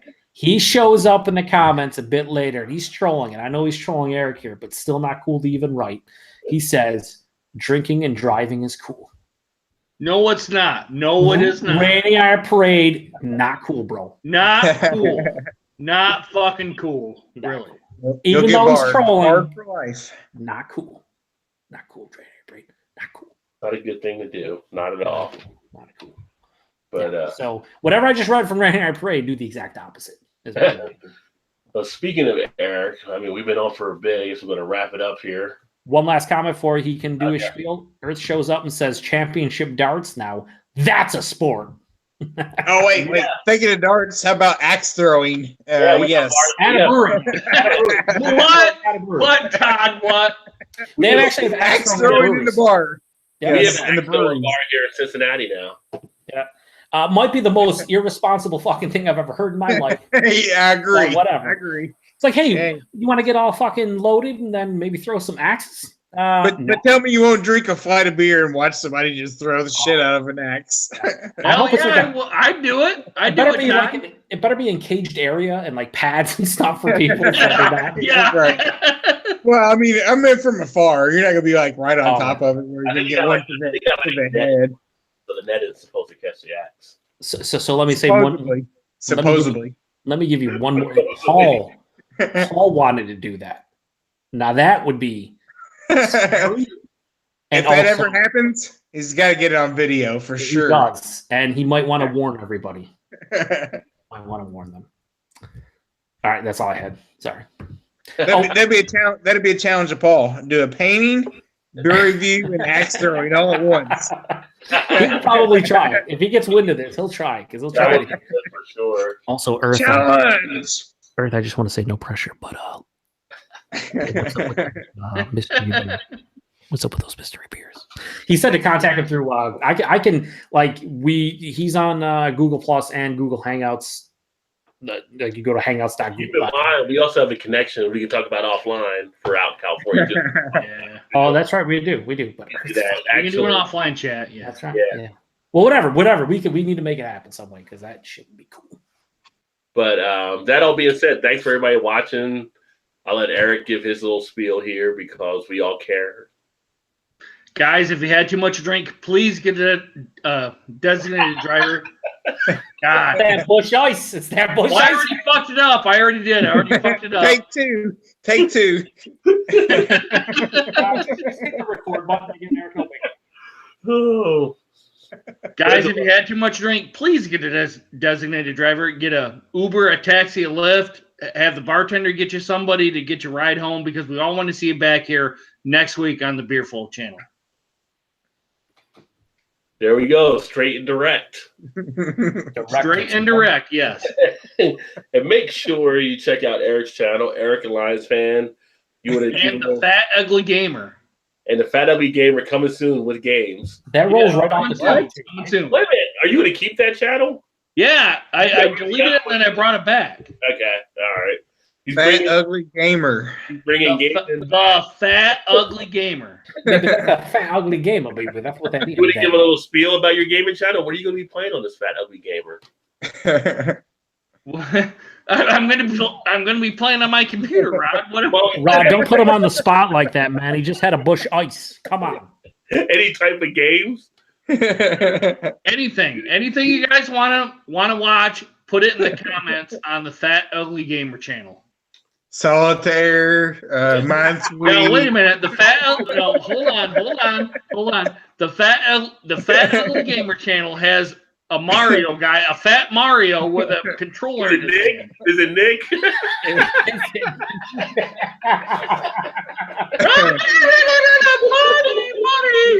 That's fucking hilarious. That was good. It's okay. It's okay, Eric. It's all right. I hate you guys. I really do. Hate you.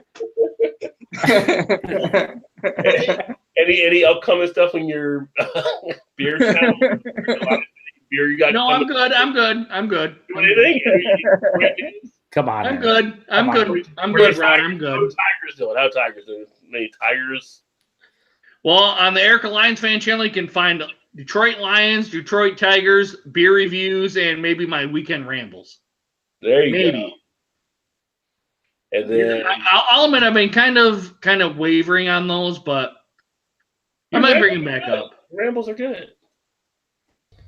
Baby, especially when they're about Brooklyn. That's when I like them. And Joe, on your channel, what you got upcoming? And Victory Brewing.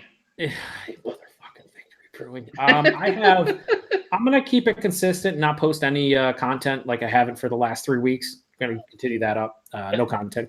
No, I'm actually gonna post a vlog in a couple days, letting people know why there hasn't been content on my channel for the last 3 weeks, but also what's upcoming. I do have a beer haul in a couple days. It's supposed to arrive tomorrow. I'll post it on the weekend probably, or maybe Monday. And there'll be another theme week and some live duo reviews, maybe with one and only Todd here. We're gonna do Hunter and Hunter Coconut, or Coconut Hunter from 18th Street Brewery. We're gonna do a live duo side-by-side comparison review. Should be a lot of fun. He's gonna do it on his phone so he doesn't J Terror on my Hangout. Yeah, we need to make sure it's all I'll do it on my phone just for you, Joe. I'll do it on You my gotta phone. turn the shit sideways. What are you doing? You're upside. You gotta get the full frame, Todd. Come on. But yeah. Well, anyway, I'll experiment from then. I didn't want to turn it sideways because I didn't know if it actually would show up or not. yeah, so. it will. If you do it sideways, it will. Okay. Pretty sure. All right. If you have just a decent smartphone, just not even top of line, just a decent one, you're good to go. I mean, Paul figured it out. It's fucking Paul. Like Paul doesn't even know how technology works yet. Anyway, but yeah, that's all. There'll be content, a lot of it coming soon. So if you have not been checking out my channel or disappointed I haven't pointed at it, listen, no one cares about my channel. But if you do, stuff's coming. Hey, you can check out Joe, and it is the Beer Patrol with two L's, the Beer Patrol. If you do search for it in YouTube, it says, "Would you like Beer Patrol with 1 L?" No, it's not what I typed in. I typed in 2. So now in my tags, I have to put Beer Patrol with 1 just in case. And then, of course, we have Todd from Indiana, and no upcoming really because Todd doesn't have a channel. Check out my channel on Rod's and Eric's and Joe's. He's gonna be on my channel. My baby from Todd, who have no channel. Todd's always around. No channel, baby.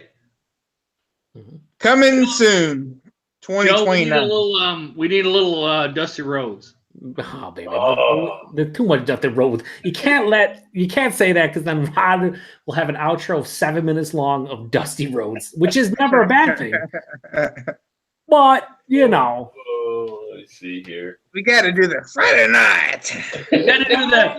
This Friday night, baby. Baby doll, that you Jezebel. And then I should be uploading some stuff hopefully here in the next few days. I'll upload the Mexican series from the Mexican beers I drank when in Cancun, and I'll upload.